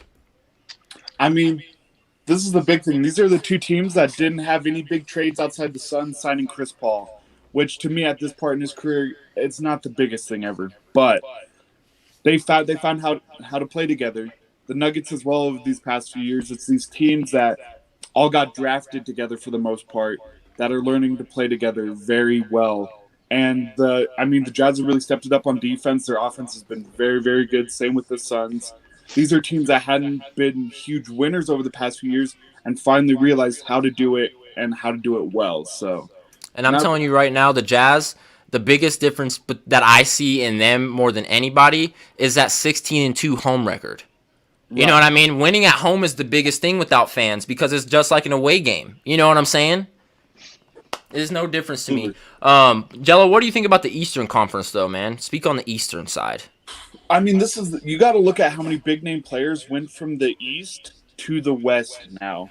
When you look where they started. When you look at, Kawhi from the Raptors, that he was on their year, not a huge one, but Paul George starting in Indiana, stuff like that. It's just more and more of these players have moved conferences where you have three powerhouse teams. But that's the thing is the teams that are good in their East are very good. And I mean, that's Milwaukee, Brooklyn, and Philadelphia at that point. They have strong teams. Nets got stronger, adding Blake Griffin, stuff like that. So they're very strong teams, but it's everywhere else where it's all a one-game span. Your 7th and 8th seed in the East have losing records right now. So that's the difference. Is the East is losing a lot of games to the West at that point. When you So look it's like it's not necessarily bad on the East because the whole damn division is losing to the West. Exactly. I get what you're saying on that. Tony, we'll swing it over to you, man. We'll start with the Western Conference. What do you think about these standings right now? So I'm just gonna make predictions, and that'll kind of give you my take on everything. First of all, what I want to say to you, Eric, is you said Denver was falling off. I told you it was too early to talk about that. Now we're at past All-Star break, so I think I would like an apology for that. I think we'll wait until I talk, and then I'm going to prove you wrong. But continue. Okay. Well, here's my debate towards you. When you said that, we were ranked 9th. We are now ranked 6th. We are in the playoffs that they started today, and it's just we're going to be in the playoffs. Now, the Suns, best team in the West, I think, in my opinion. Record may show different. Obviously, the Utah Jazz have a little bit of a lead on them, but I'd say the Phoenix Suns are the best team in the West. Yeah, I can agree with that. Phoenix is nice. What do you think about the Eastern side, man? So Eastern side is where it gets crazy. Joel Embiid's out for 2 weeks. He has a bone bruise. Yes, sir. It looked like he tore his ACL when he went down like that, but he's out for 2 weeks. So 1, that takes him out of MVP contention. 2, that takes Philadelphia out of that top spot, and Brooklyn will take that in this next 2 weeks. Boston, you're going to finish right where you're at. You guys are consistent with your record right now, as much as that might hurt because you're barely over 500, but you guys are consistent. You guys will be right where you're at. Milwaukee definitely takes Central. No ifs, ands, buts about it. And I have Charlotte taking over the Miami Heat spot in the Southeast. I agree. I agree with that 100%. Charlotte's a better team than Miami right now. Well, those are great takes, Tony. I can't even argue with it. Jello, what do you got to say about Tony's takes? I think they're good outside of Charlotte. Miami is 9-1 in their last 10 games. So they suffered injuries to Tyler Hero and Jimmy Butler, if I'm not mistaken. So if I checked it last night, I'm pretty sure they're 9-1 in their last 10. They are. It says that right there. Last 10, 9-1. That's actually really impressive. I just got these this morning, so these are really updated.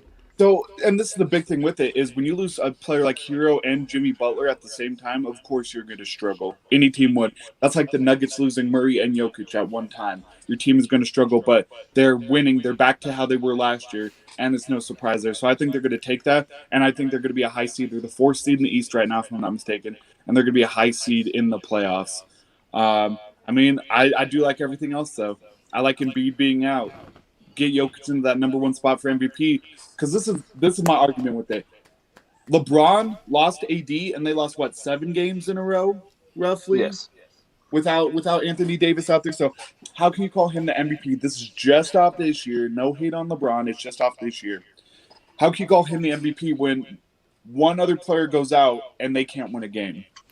My thing with it is like MVP to me means something. You know what I mean? It's not LeBron's been doing it for 17 years and he's still doing it. Wow, that's crazy. It's who's the best overall player that year. Who's doing the best overall things for their team in the stat book and all that. And that shows it's either Jokic or Embiid. And with Embiid out, that kind of knocks him out of the race. Like Tony said, it knocks him out of that completely. There's no way he can catch up to Jokic from 2 weeks out. You know what I mean? Jokic's not just going to let that happen. So I agree. It should be Jokic 100%. LeBron James has been doing it for 17, 18 years. So, yes, it's great to see, but it's not impressive anymore. We expect that out of him. So it's like maybe when he has a down year, then it's something to talk about. But him doing the same thing that he's been doing is kind of like a Skip Bayless conversation. You know what I mean, man? You've been doing the same thing for 30 years. You're still getting paid to do it. You're still one of the best, but it's not impressive. Right. It's really not impressive. I want to see someone else get that. I want to see someone else earn that. And Jokic has been doing it. You know what I mean? He wasn't a big name a couple years ago. He's kind of been proving himself. His credentials have been proving themselves, and he's been doing his thing. But before we get started on this conversation, we can come back to this. Tony kind of challenged me to a debate. He kind of put me in a hard spot between a rock and a hard place. You know what I mean? So I'm gonna go ahead and try to get on at it. We're looking at this right now. Denver is 22-15, easily a better record than the Celtics, who have a 19-18 record. But if you look at the playoff seeding in the West, Denver is 5th at 22-15. If it started right now, they're at the fifth spot. You look at this, Boston's at 19-18 with the 5th spot. So yes, I'm not gonna go ahead and downplay what we were just talking about, how the East is a little bit worse than the West. But I'm gonna go ahead and say I'm not gonna go ahead and say that you guys are any better than us, and I'm not going to apologize because you were talking smack about the Celtics too, and look where we're at. You said we had No. Jello, hopefully you can back me up on this and you can remember me saying this. I said Celtics finished 5th or 6th this year. You said we finished where we're at, but I'm just saying I don't see Denver doing any. Did you say it 5th or 6th? 5th or 6th place for the Celtics, and you said no way they finished 1st. No, I don't think we finished 1st, but I don't think we finished 5th. I think we finished like 3rd. No, you finished 3rd. No way. I think we can catch Boston. I think we can catch Miami, and I think we can catch Milwaukee. I really do. I'm saying that. No way. I'm not saying we can catch Brooklyn, and I'm not saying we can catch Philly. I'm going to be realistic here. But I think we can finish 3rd depending on how we play. And everyone knows, me, you guys included, you guys are basketball fans, Celtics are just like Denver, where when their backs are against the wall, that's when they're the strongest. In today's age, that's where we're the strongest. And I don't know why you guys are shaking your heads. We finished at the same spot last year, did about the same things. You guys are doing the same things that we're doing now, but somehow the Celtics are just boo-boo. So we don't matter. We're not playing good. Here's where I'm confused.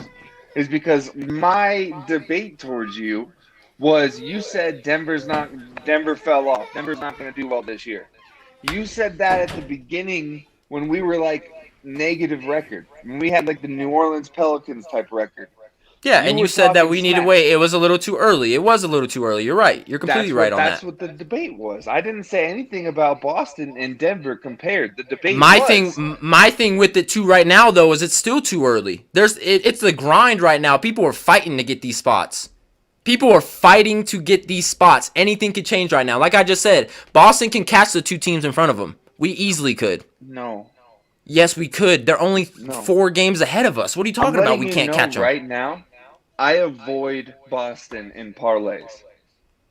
That's fine. I avoid Boston in parlays. This year, I don't blame you. We're kind of inconsistent this year. I'm going to go ahead and put it that when our backs are against the wall, that's when we'll come out and play.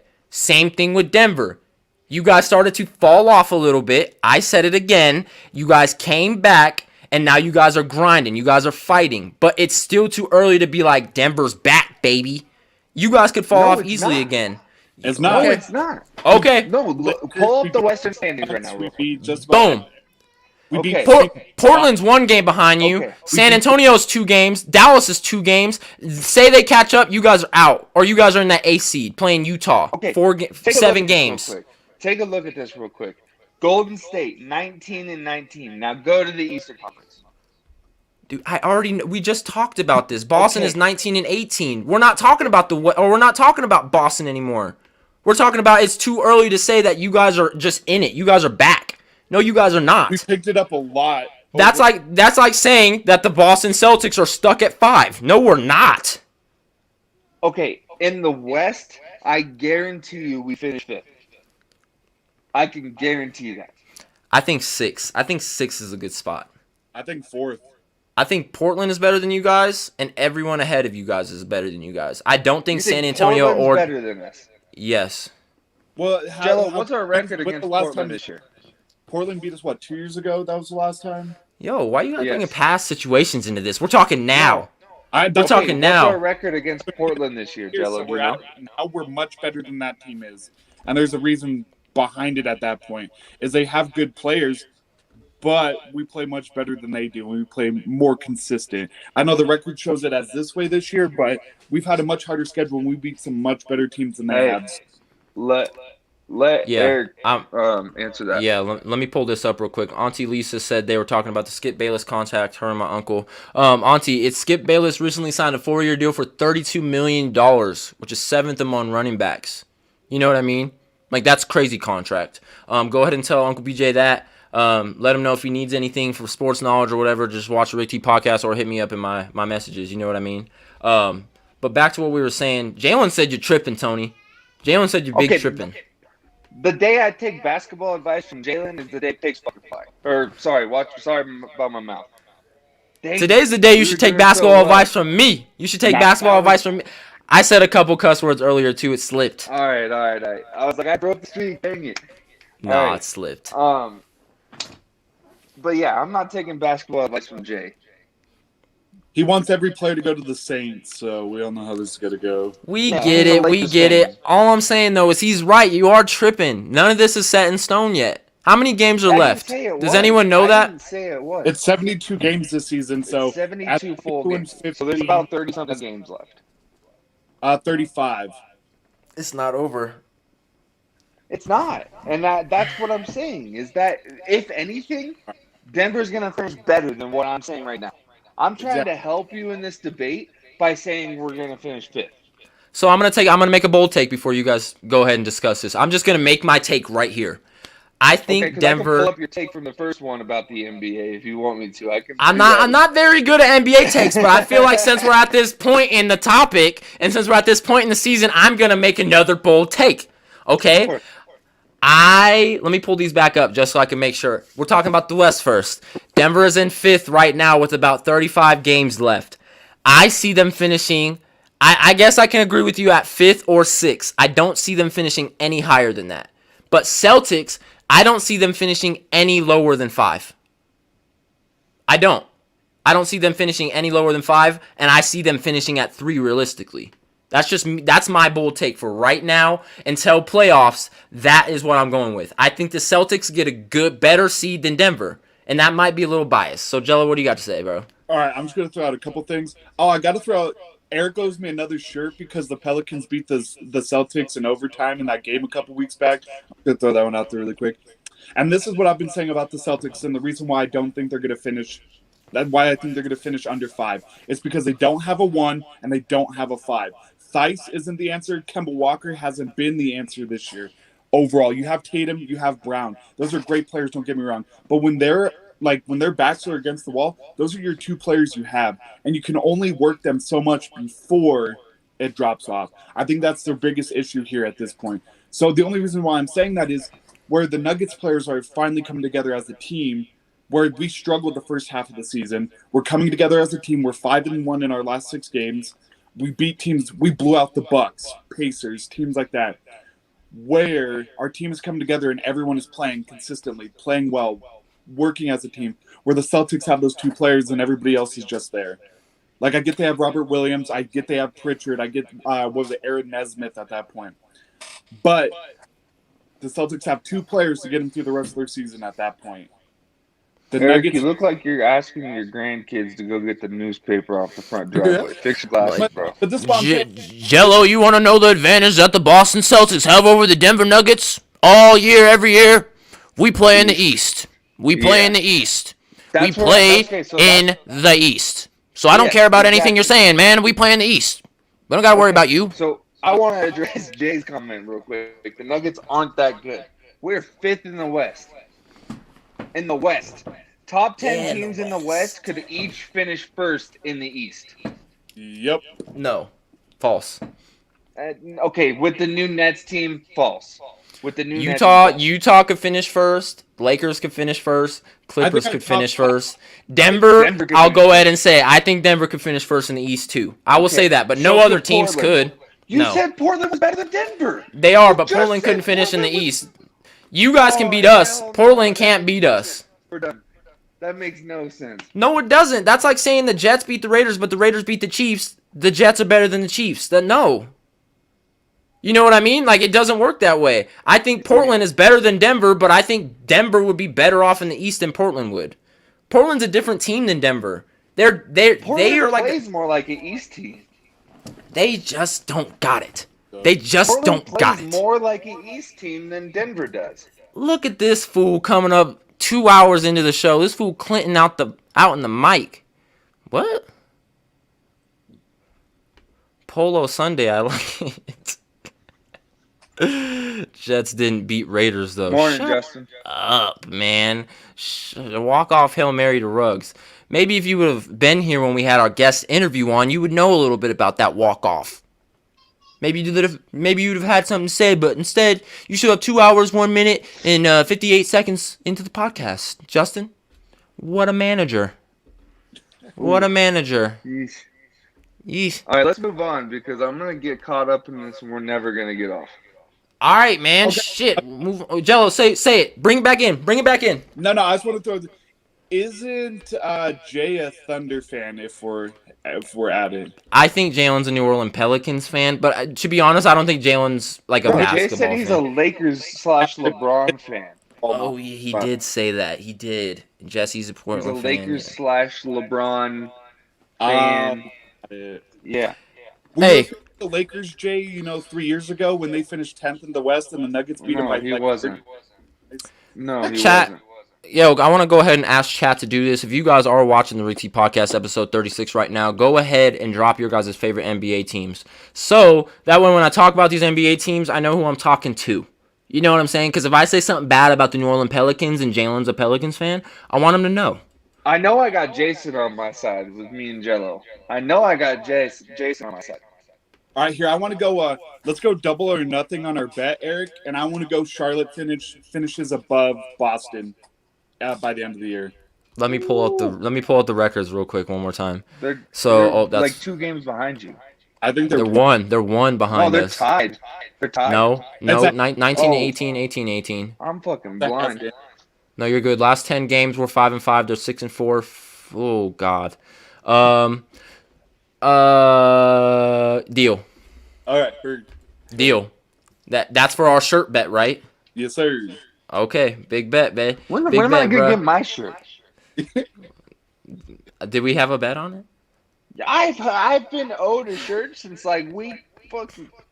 Exactly. Since like week 3. This will be like my 3rd or 4th shirt at this point. Yo, I'm behind on inventory. I'm sorry, COVID, the snowstorm. It's been hitting me really, really hard. The snowstorm. Yo, I do know my middle name. Justin said, how do you not know my middle name? This fool Clinton out in the mic. That still makes no sense. Is your middle name Clinton or something? Justin Clinton Sanchez? No, it's my middle name, Eric Clinton Holmes Jr., for the people who didn't know. But I still don't get this saying. Do you guys? This fool Clinton out in the mic. He's just making a reference wild to you. Now?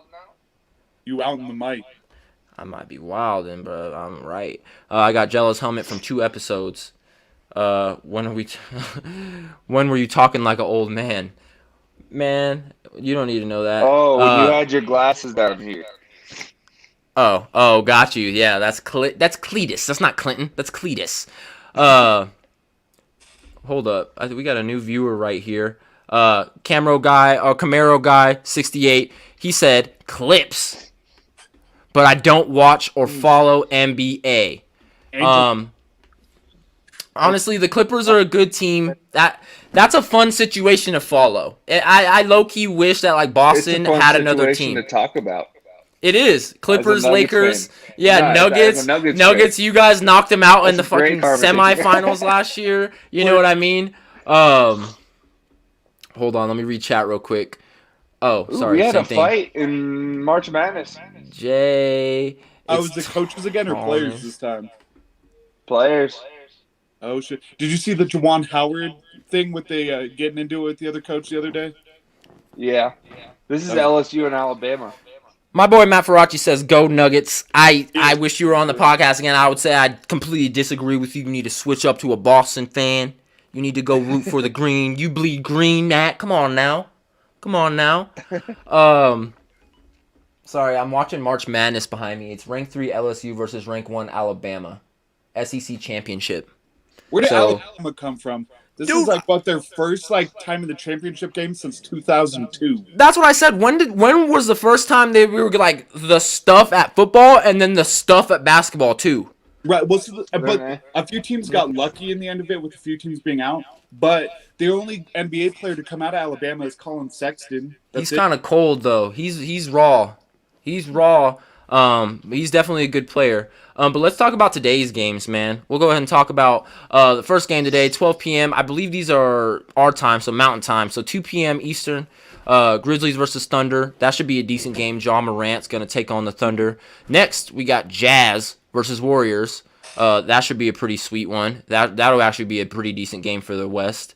Spurs and 76ers. I hope the Spurs win that one because they are on y'all's tails. And I need the 76ers to keep losing. Heat Magic. I need the Magic to go ahead and win that one. Cavaliers, Hawks. That should be a pretty boring game, but we'll see Colin Sexton from Alabama. We'll see. Is Trae Young playing? Is he good? He's not injured or nothing? No, he's not. Okay, good. Oh, yeah. Celtics take on the Rockets, baby. Rockets are going to break their 10-game losing streak today. You think so? For real, for real? Dude, look at Kevin Porter Jr. That man came out of the G League again after leaving the Cavs. He's going to blow up on him. I mean, I don't know what the John Wall situation is or Victor Oladipo, but I believe Oladipo is back tonight.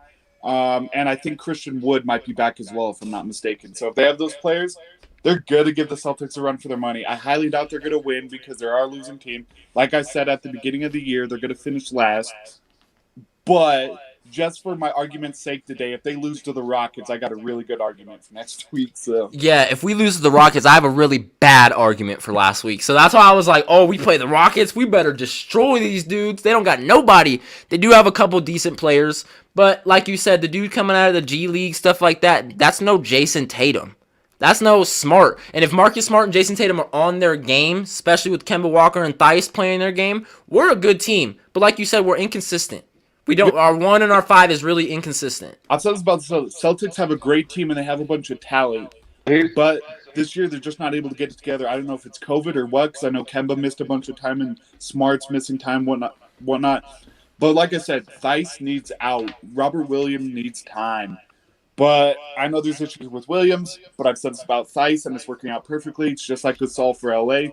When your center scores 4 points and can't play defense, it's not going to go well, especially with the centers nowadays. So here's the thing about that kid coming out of the G League. He took the NBA by storm. He had the NBA all players tweeting at him. Hey, hold on 1 second. Lisa Gibson, hey nephew, I'm out. Keep doing your thing. Love you and many blessings. Have a blessed day, gentlemen. Auntie Lisa, when you get the time, hit me up. Swing by my house. I'm giving this special awarded cup to you for calling Tony out on his coffee need. I thought that was enough to win the cup for sure. Didn't need a question. That call out was enough for me. So hit me up and we'll get you this cup. Hi from Colorado. Peace out, Auntie Lisa. Thank you for watching Rick T Podcast episode 36. Sorry for interrupting you though, Tony. I had to get that out the way. No, you're good. But that man took the league by storm. He had Chris Paul tweeting at him. He had Trae Young tweeting at him. He had all these players tweeting at him, and NBA Twitter was going wild over him. Was he an All-Star week last week? Any He of was them? in the G League last week, and he played better than Jason Tatum in the last game that Jason Tatum played. So We're going to find out today, and I'll be watching that game. Yeah, check your messages, boys, during that one. Eric, do you know Kevin Porter Jr.'s story? Because this is a crazy-ass story. No, it's probably great. I'm actually really interested in it, so you can tell me, but I just want you to know it's not going to make a difference in today's outcome in the game. Right. So this is actually a weird, like, it's half his fault, half not. But he got drafted last year by the Cavaliers. During the offseason, he caught a gun charge. I forget exactly when. I think it was around June, maybe. He comes back and he starts playing. This man got in an argument with his coach or something or another player in the locker room, and he threw food at him. So he got cut.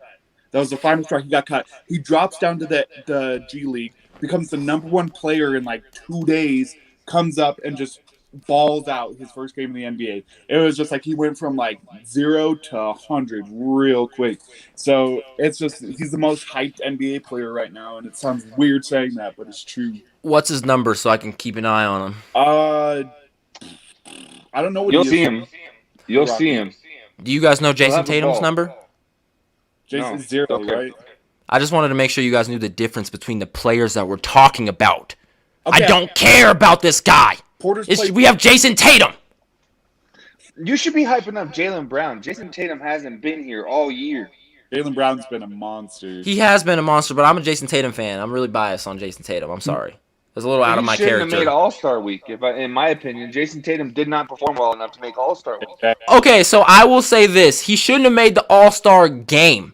He balled out in the 3-point competition. Let's not act like he didn't give Steph Curry and all the other players a run for their money. He deserved to be there. Give Steph Curry a run for his money. No one gave Steph Curry a run for the. No one gave Steph a run for his money. Let's be real. That boy was hitting 30 in his first try like it was nothing. So not Steph, but I'm saying like he gave the rest of the guys a challenge. So I think he deserved to be there. But I will completely agree with you. Like he shouldn't. When I seen him in an All-Star jersey in the All-Star game, and I was like. No, that's where I drew the line. I'll agree with you. He deserved to be in the 3-point contest. But that man did not deserve to be in that All-Star game. I was like, is that Jason Tatum out there? Haley, is that Jason Tatum on the court? If anything, I'm going to go out on a limb here. But Trae Young deserved his spot. Yep. No. I mean, we could talk about the stats. I don't have them pulled up, but we can definitely talk about the stats. Let's talk about the record. What is the record? What the Celtics and the Hawks have? What, a 3-game difference? That has nothing to do come All-Star Week. The Hawks. I know. I'm just honestly trying to just stir it up a little bit, see what you guys were going to say. Okay, so let's talk here. The Hawks are in 8th. We're in 5th. They're 17. Yeah, so damn, 2 games between 4 spots. Jesus. Exactly. That's what I'm saying. Like I said, it's not over. We could be out of the playoffs realistically. Trae Young's a shot caller. That's what I hope happens, honestly. If you ever wish some stuff like that on us, I swear to God, Tony, don't ever. That's like that. I'm not even gonna say it because I don't got no wood around me. But I could have said something really bad about Joker. Really bad. Could have wished some really bad, cruel stuff on him. No. It's the Celtics franchise. What? Jello, stop. This guy. All right. You guys think you're... Nah, stay away from Joker. Those are fighting words. Honestly, I love Joker, so I won't. That's why I didn't say it, because I actually like him as an athlete. You can go after Murray. I don't care about that. Nah, Murray kind of reminds me a lot of Tatum this year. Like, good player, but he's not it this year. That's fell off. Tatum represent Murray more than Murray representing Tatum, since Murray did get drafted the year beforehand. Fun fact. Tatum's better than Murray. It's arguable. No, he's not. Yes, he is. Let's be real. Murray's a great damn player, but like if you guys had to choose, but like rookie, like overall right now, if you had to choose between Tatum for the future or Murray for the future, who would you take? Be real. Don't be biased. Be real. No, for the future. For the future. Oh, Murray, absolutely. Murray. Look how many big games Murray has had over his career and the records he's been able to set. Murray's going Love up. Tatum, don't get me wrong, but if I had to choose between both of them, I see a bigger ceiling for Murray than Tatum. I don't know if that's we have because Michael Porter of his Jr. We don't need Tatum. Yeah, Murray's had, 3, 4 50-point games, a ton of 45-plus point games. The man can play defense. He can pass. You see that dime piece he threw to Jokic behind the back over through the player's hands? That dime piece he threw? Yes. Murray, all day, unbiased. Joker fat as fuck. Joker lost weight. Have you seen Joker? Jesus Christ. I only put that up.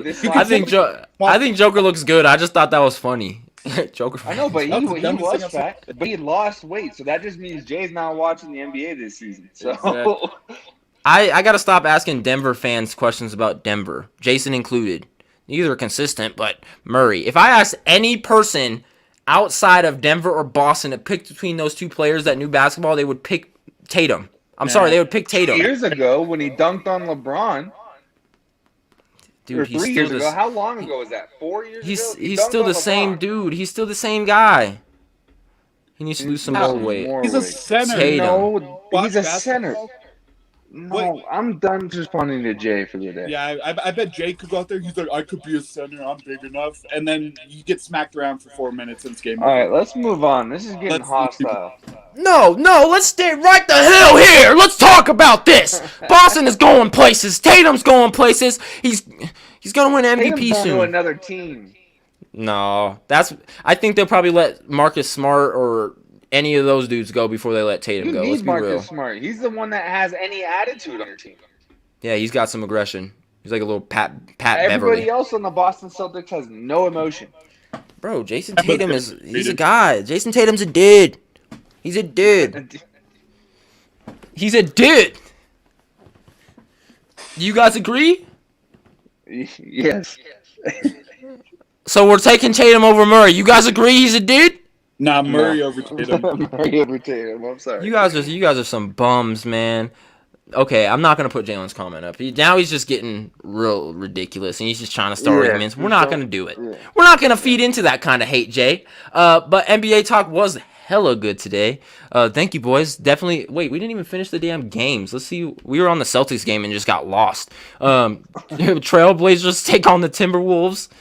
Clippers take on the Pelicans, and then Raptors take on the Bulls. So those should be some pretty decent games. NBA is getting heated, but it's not over. Like I said, I'm excited to see the way this turns out. You know, it's the first year like outside of the bubble, through COVID and stuff like that. Do you guys know if they're gonna bring fans back? Yeah, teams already have. The Heat have for sure. The Heat started on the COVID sniffing dogs. Actually, that can. Fun fact there. If you haven't seen that story, look it up. It's great. Oh, I heard about it, but I didn't know too much about it. About next month or the month after, because Denver is in a lower category when it comes to COVID, so they're talking about bringing fans back. There's a ton of teams too in Florida. I know Texas. I'm pretty sure the Rockets, the Mavericks, and the Spurs are all going to have. Texas is planning on having like max capacity at one of their. Yeah, they don't give a damn, bro. Exactly. No. Jerry Jones is like, I can't wait to see those 31,000 fans with no mask. I can't wait to see those beautiful smiles in Jerry's world. It's gonna be wild, bro. Sneezing all over the place. He's gonna be like, I'm willing to go ahead and get this vaccine and let all these people right into my home here in Dallas. Come on in, fans. Enjoy the 2021 Dallas Cowboys Stadium. And then the Raiders are like, Vegas is still closed. No, new stadium, $1 billion, but no fans. You guys watch TV? You guys watch TV? Yeah, we're on TV. Yeah, we're on TV. I'd be pissed if I was a Raiders fan, dude. Watching that Al Davis thing when they were like, we're finally in Vegas after 40-something years, yada, yada, yada. And then the first year they're in Vegas, no fans were allowed to go in the stadium. I'd be absolutely pissed. I would be for real pissed. You know what I mean? Yeah. This dude said 8-8. You better not be talking about us. You better not be talking about us Cowboys. We going 9-7. So for anybody after this podcast, if you are stuck in the house like me with snow, on ESPN right now, Alabama #1 is playing LSU #3, and that just started. Yes, sir. The score is 15-15. 12 minutes left in the first quarter. Did they play halves in college? Yeah, 20-minute halves. Okay, so 10 minutes left in the half, so it's about the second quarter. Sure. He said Cowboys 9-7. That's what I said. That's what I said. That's pretty decent for me. Honestly, if Dak stays healthy this year, I don't see the Cowboys being horrible. I see them doing pretty well. I'm excited, bro, and that's the same thing. See, and I'm glad that you guys finally supported me with that, because then I can feel good about supporting you guys. Denver's a good ass team if they get a quarterback. If you guys can get a quarterback, you guys will be solid. You guys will be a factor in that division. With Watson in it, you got Mahomes, Watson, Herbert, and some quarterback we're not going to talk about. You need to let Watson go. He's not going to Denver. I was thinking more of Mac Jones. Hell no. We're Trey Lance. No, we're not going to draft the quarterback. If we don't get Watson, we're going with Love. We brought a veteran quarterback in, and it did. Peyton Manning, perfect example. Drafting quarterbacks, not so much. I get we have George Patton, but George Patton doesn't draft quarterbacks. He drafts more wide receivers, running backs, defensive players. That's where he shines. He does not draft quarterbacks. I think the only successful quarterback we drafted, I don't even know. We drafted Elway, right? Yes. No, we didn't draft Elway. No, the Colts drafted him. Yes, we didn't even draft Elway. We haven't drafted a successful quarterback. No, we did. What's his name? Very old quarterback. He said, "What's his name?" Shit, it's gonna drive me nuts. Craig Morton. That's an older quarterback. Dude, that's like the 70s. Yep. You guys drafted Tebow, but yeah, he's a retired baseball player now, isn't he, Matt? Yeah. I'm like, did you? I should have asked him. I'm like, yay. Tebow, Jets. Now he's in the MLB. Just retired. Did you ever film him? How'd you feel? How'd you feel about that? Tebow's a legend. He only got up to what AAA or whatever it was. But I'm just messing. Compete. I feel like he was a pretty decent baseball player. I feel like he was more meant for baseball than football. For us, drafting He's a a power quarterback, hitter. we did very well drafting every other position. Watson said 49ers or Broncos. We have players we want to give up. We have cap space we want to open. These players will clear up that cap space to pay Watson if he becomes available. Once again, let me bring this up. We already have $43 million in cap space. If he wants more than that, I don't want him. If the Texans don't trade Watson, he sits. You have no players to trade for him. You have David Johnson and Mark Ingram. Good luck. Y'all should trade for him and give him something like this. Oh, he'll get more than that. He'll probably get 43. So 40. yearly, Look, we can give him $43 million right now. This may be the only time I may ever be able to say this, so I'm gonna say it. Dak gets paid more than him for a freaking reason. He's a better quarterback. No. And until Deshaun gets another contract, I won't say elsewise. But if Deshaun gets another contract and it's like $400 million, let me shut up. If we're going off that, he's the best quarterback in the league besides Mahomes.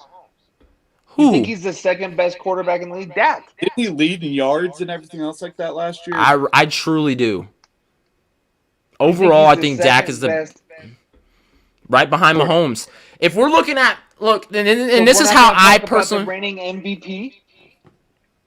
Who? Tom Brady? The reigning MVP, dog. Aaron Rodgers. You're gonna put him above Aaron Rodgers? Yes, Aaron Rodgers needs to retire, dog. He just won an MVP. He needs to let it go. It's Josh Love's time. You mean or whatever is Jordan Love, Josh Love, Jordan Love, his little brother, little sister.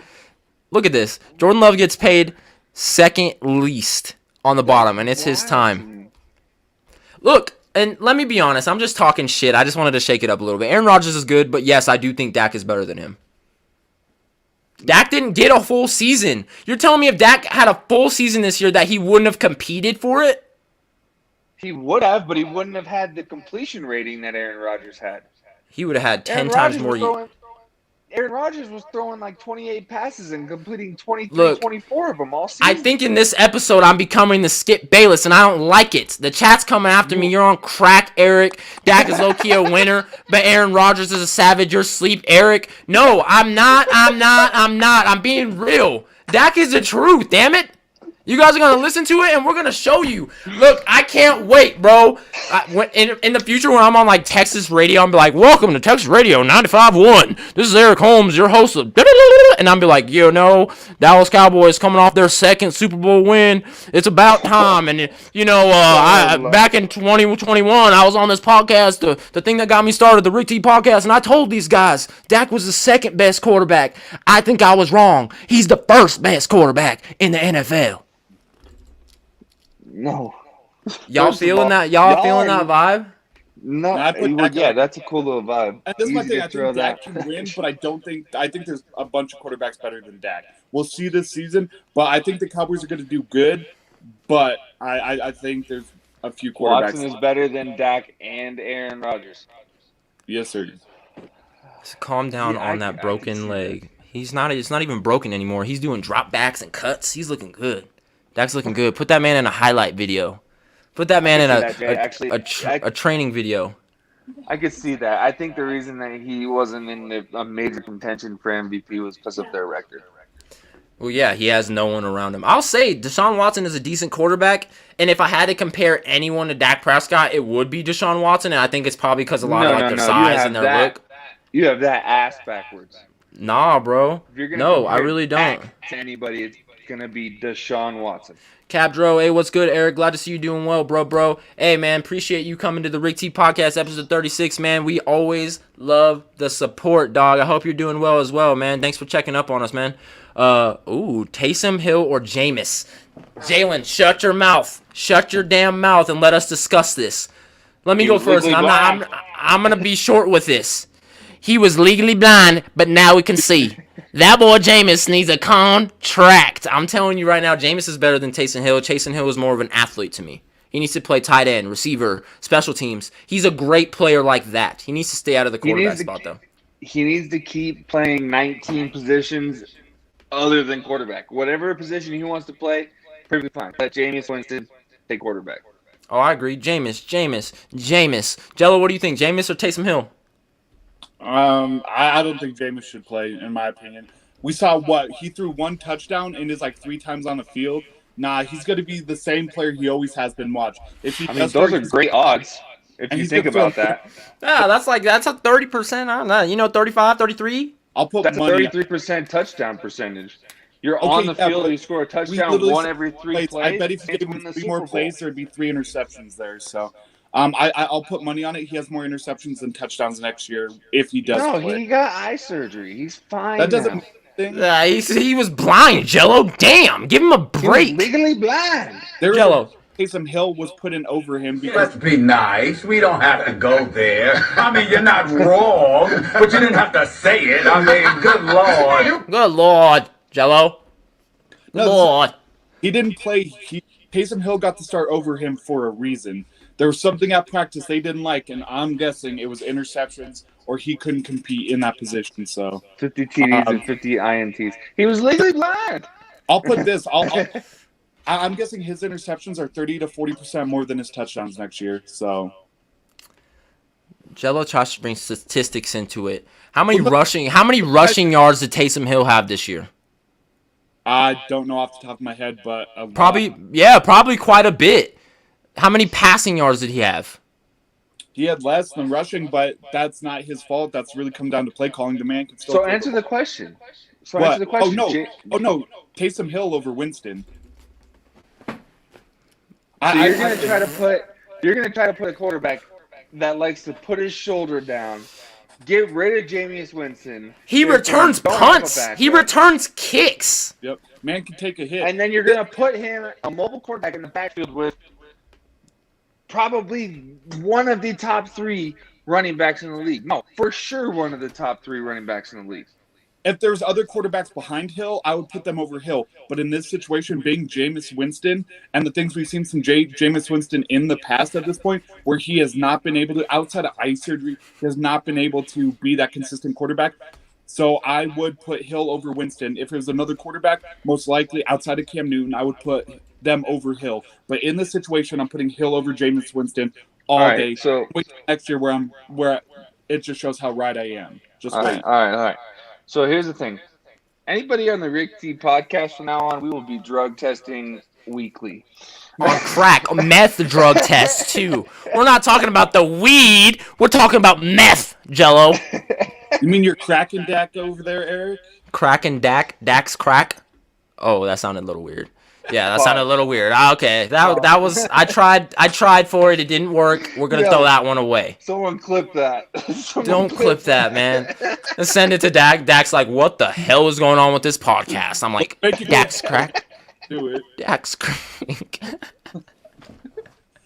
Oh fuck no! I didn't mean to say that, but hey, it's gonna be like all I want for Christmas is, and it's gonna be Eric saying Dak's crack. Jason all text drug test coming Tuesday. We got drug tests coming on the way, Jello. Drug tests are on the way. I can't believe you said Taysom Hill. Man, it's been like 4 months since I've had a beer, so I mean I don't really do anything, so I'm good. You'll call me crazy. People call me crazy when I said Houston Rockets would be last in the West, and they're 14th out of 15th right now. So. Okay, well, we didn't see James Harden sitting out, go to get fat, get traded, come back 3 days later with 25 pounds lost, and playing for the Nets, who are title contenders. Killing it. We didn't know that. We didn't know that. We thought James Harden was going to be with the Rockets. I said he was going to the Nets, so I just like to point that out. But not when you made the assumption that they were going to finish last. That is not when you said that. That was episode 11 when you said that. Jello, Celtics or Rockets today? What? Celtics or Rockets today in the game? Celtics. I said I would like to see the Rockets win just for the proof of my argument, but I already said Celtics most likely over Rockets since they're 0-10 in their last 10 games. So I just wanted to make sure, bro. He said Jello meth head. No, but you guys, I mean, you act like it's crazy, but this is my thing. When you look at the difference in receiving cores for this team, I get they have Kamara, And using Winston, Kamara would be a hot commodity due to the fact that he would be used like he needed to be, like his 6 touchdown game, for example. Thomas is most likely out with the Saints. They've had issues with fights with Gardner Johnson. They've had issues internally and externally with Thomas, so he's out. They need to send Gardner Johnson out. He's not a football player. He's an aggravator. Look at this, but Thomas is out. They cut Emmanuel Sanders. He's out. Emmanuel Sanders is cut. He's done. Who is he going to have to throw the ball to? This is going to be that thing.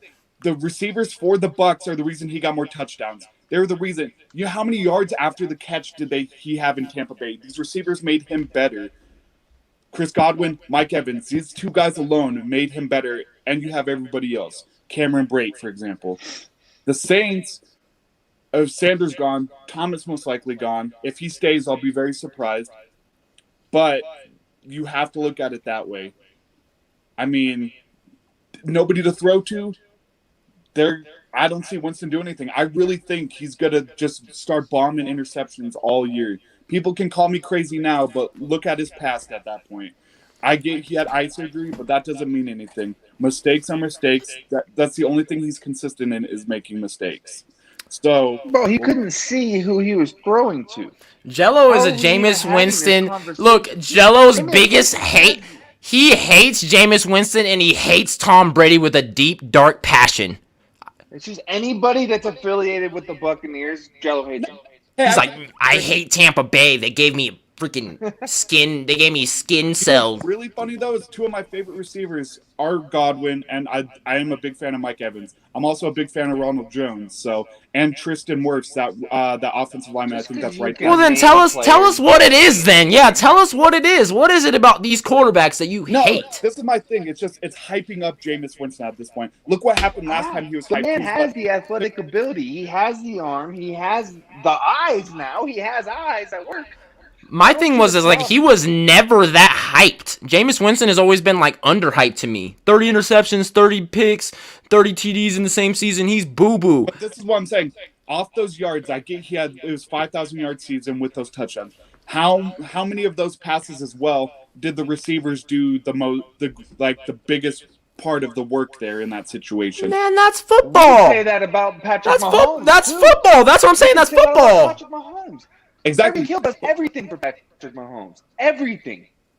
True. How many deep balls does Mahomes? This is what I'm getting at. Is I don't see Winston being that star player. I don't see him being this amazing player. And I don't know if that's not necessarily on him or the team. But this is my thing. Everyone can say legally blind. I had eye surgery, whatnot. But look back at this last season. Hill got the start over him for a reason. Obviously, there was something that made him not go in over Hill. And you think with Hill being the Swiss Army knife at that point, they would have chose Winston. But obviously something came up that they didn't. There's many things you have to look at outside of the fact that he's a quarterback. I'm not trying to hate on him, but I'm looking at what he's done and what this team is, losing different receivers and losing this player and that player, how the coaching staff is going to react to him. We don't even know if Winston is going to start at this point. They could go out and draft another quarterback like Mac Jones. That was a big talk for this draft. They could first of all, be over him. I'm just saying, I can see that. Winston getting a few plays here and there, I think he'd do better. But when it comes down to the big moments with a lot of stress is where he crumbles. Outside of his eyes, Drew Brees hasn't retired yet. Exactly, but that's what I'm saying. We don't even know if Winston is playing, but if he does, it's getting those 30 throws a game and stuff like that where he makes a lot of mistakes. I don't know if he needs to throw less or what's going on there. So one more quick time. He got drafted. This is where we're at. I think this is the biggest difference for that decision right here. Where do you see Jameis Winston? He got the minimum, so he's not on there. Yeah, but where do you see Taysom Hill? Yeah, right behind Drew Brees. Yeah, $16.3 million, bro. You can get rid of that contract and still have a better quarterback. Why would you give him that much money? He got paid that much because, the man covers 5 positions. This man's blocked kicks, scored touchdowns. No, we're talking about Jameis Winston. Yeah, why are you going to... Money aside at that point, Hill does much more for the team. So if it really came down to it, because they drafted the Saints drafted a quarterback last year as well. Not the biggest of quarterbacks, but still, when you look at it, they would keep Hill for the money because of what he does across the field. But as a quarterback, I'd still put Hill over Winston just for Winston's track record. I could be wrong, and if I am, feel free to just bring it in, throw it in my face. I'm very confident. Bro, that's gonna be we'll bad. bring it back. We'll bring it back. Yeah. I'm very. We're coming in hot too. Starts next year and plays a consistent amount of time. More mistakes will be made than good things at that point. And Jay, I know that Drew Brees is done. He just hasn't announced it yet, so I was using that just to, I think they're trying to figure out contract stuff before he does it. They're like, Drew, stay with your contract so that way we can figure out what we can spend and move and all this. Did that. He already he took to drop it down to like $1 million or something. Did he? He already cut it down to the minimum to save the cap space. I think that happened like 3-4 weeks ago. Oh, Jesus, how did I miss that? But look at Mahomes did the same thing. Mahomes cut it down to where $21.7 million got moved into a signing bonus. That's in the contract though. They finagled that in his contract so that way if the cap went down this year that they could switch his contract but him still get the same money. And which is crazy because he gets in. So they open up the cap space and still cut Eric Fisher and Mitchell Schwartz. But outside of that, all I'm saying is, I love to see any player in the NFL do good outside of military. I'm still about Lamar and different players like that. But I don't see it here. I don't. Like Cam Newton had his prime, and his prime is over, and that's why I think it's dropping off. With Winston, this is going to be his 6th year? He got drafted in 2015, so yeah, going into 6th, 7th year. I don't think he has to be that superstar quarterback. I really don't. I think there's too many mistakes that have been made, and that's the one thing that's been consistent in his career. So that's all I'm getting at. It's really no hate towards him. I'm just saying off how he's played. If this would have been like 1 year he came out and do it, his rookie year, you got a second shot, but it's been like this for a few years now. So that's where I'm getting at it with.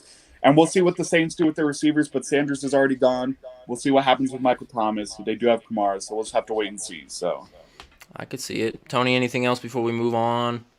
No. That was a hell of a topic, man. Hell of a show, boys. Let's get into promotions before we get out of here. Shout out to YouTube. Us here on the Rick T Podcast want to give a huge thanks to YouTube. Without you, there is no us. With the platform you give people to post images and videos, make our shows what it is. So big shout out to YouTube. Also, shout out to Twitch. Besides you having the best app for gaming, sports, and podcasts, your purpose has not went unnoticed. With the COVID-19 stuff here in 2020 and 2021, your platform has done more than you know. So shout out to Twitch. Thank you also to Facebook and the folks over working for Facebook Live. You've given us a chance to reach all of our friends and family who may not have the opportunity to catch our shows on other apps, so we highly appreciate it. And then today, and this is one of my favorite things, episode 36 of the Rick T Podcast today is presented by Madden 21 The Yard, man. Create, customize, play, progress. Create and customize with one-of-a-kind avatar to represent you and express your individuality throughout the yard. Swag out your avatar with the freshest gear you've ever seen in Madden. Collect rep to build your Madden rank as you progress and earn cred to unlock more gear. So no matter what gaming system you're on, shoot over to the game store, snag Madden 21, and start your Madden 21 The Yard career. So shout out to Madden 21 The Yard. Me, Jason, Tony, Justin, Zylo, all of us grind on it every single night, and we all are the coldest dudes in the land at it. So if you want the smoke, hit us up. We'll give you the smoke. But simple as that, man. Talk Your Talk, bro. Back Tuesday night. Talk Your Talk show is presented by the Rick T Podcast. Is back with season 1, episode 2. I know you guys don't like this picture. You guys say I look in pain. It makes me die. You guys say I look in pain. I look in pain. I'm confused. You look constipated.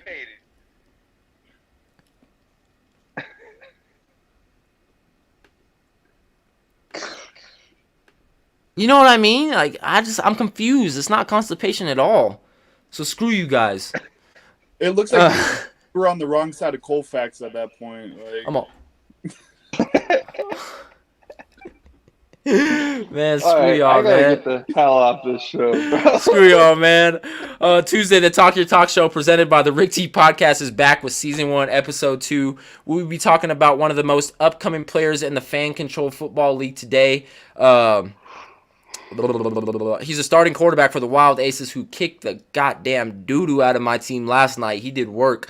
We know him by the plays he plays, but everybody calls him Dirty Dude. So we're talking to Jackson Erdman. So don't miss out Tuesday night at 9 p.m., 7 p.m. Mountain Time for the Talk Your Talk show presented by the Rick T Podcast, man. So we'll be talking about Dirty Dude have him on here, talk some stuff. I'm gonna call him out for beating the hell out of my team like a newborn baby. Like, it was just disrespectful to watch. They should have cut the Twitch stream. It was, bro, it was not cool.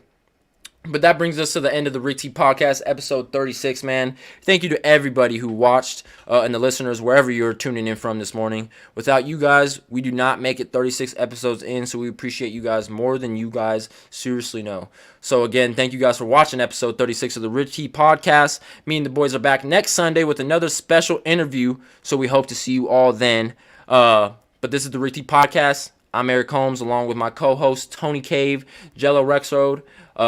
You know what I mean? And we're out until episode 37 next Sunday, man. Appreciate you guys for tuning in, bro. See you guys Tuesday for Talk Your Talk. What's good? My name is Matt Faraci. I'm a videographer for Major League Baseball. This is a new vlog series documenting my experiences in the 2020 MLB postseason bubble. My travel day begins bright and early. I head to the airport around 6 a.m. For this first leg, I take a flight from Denver to Dallas. Good morning. Good morning. You know, every time I fly, I gotta have the window seat. You gotta be able to take that view in. Once we land in Dallas, I deboard and head over to my next flight down to Houston. I get to my hotel now. Let's check out the room. I got 2 double beds, a huge bathroom, and I even got a balcony. During my 10-day quarantine, I had some fire food from the hotel. I got a lot of workouts in, got some dubs in Warzone, and created some sick edits for players. Once our quarantine period is up, we're back to work. We're at Minute Maid Park shooting the workout day of the NLDS. This is Jazz Chisholm of the Miami Marlins with the no-look throw to first. Oh, that's nasty. Now it's time for the Braves to get some BP work. And make sure to check back next week for part 2 of my postseason vlog series.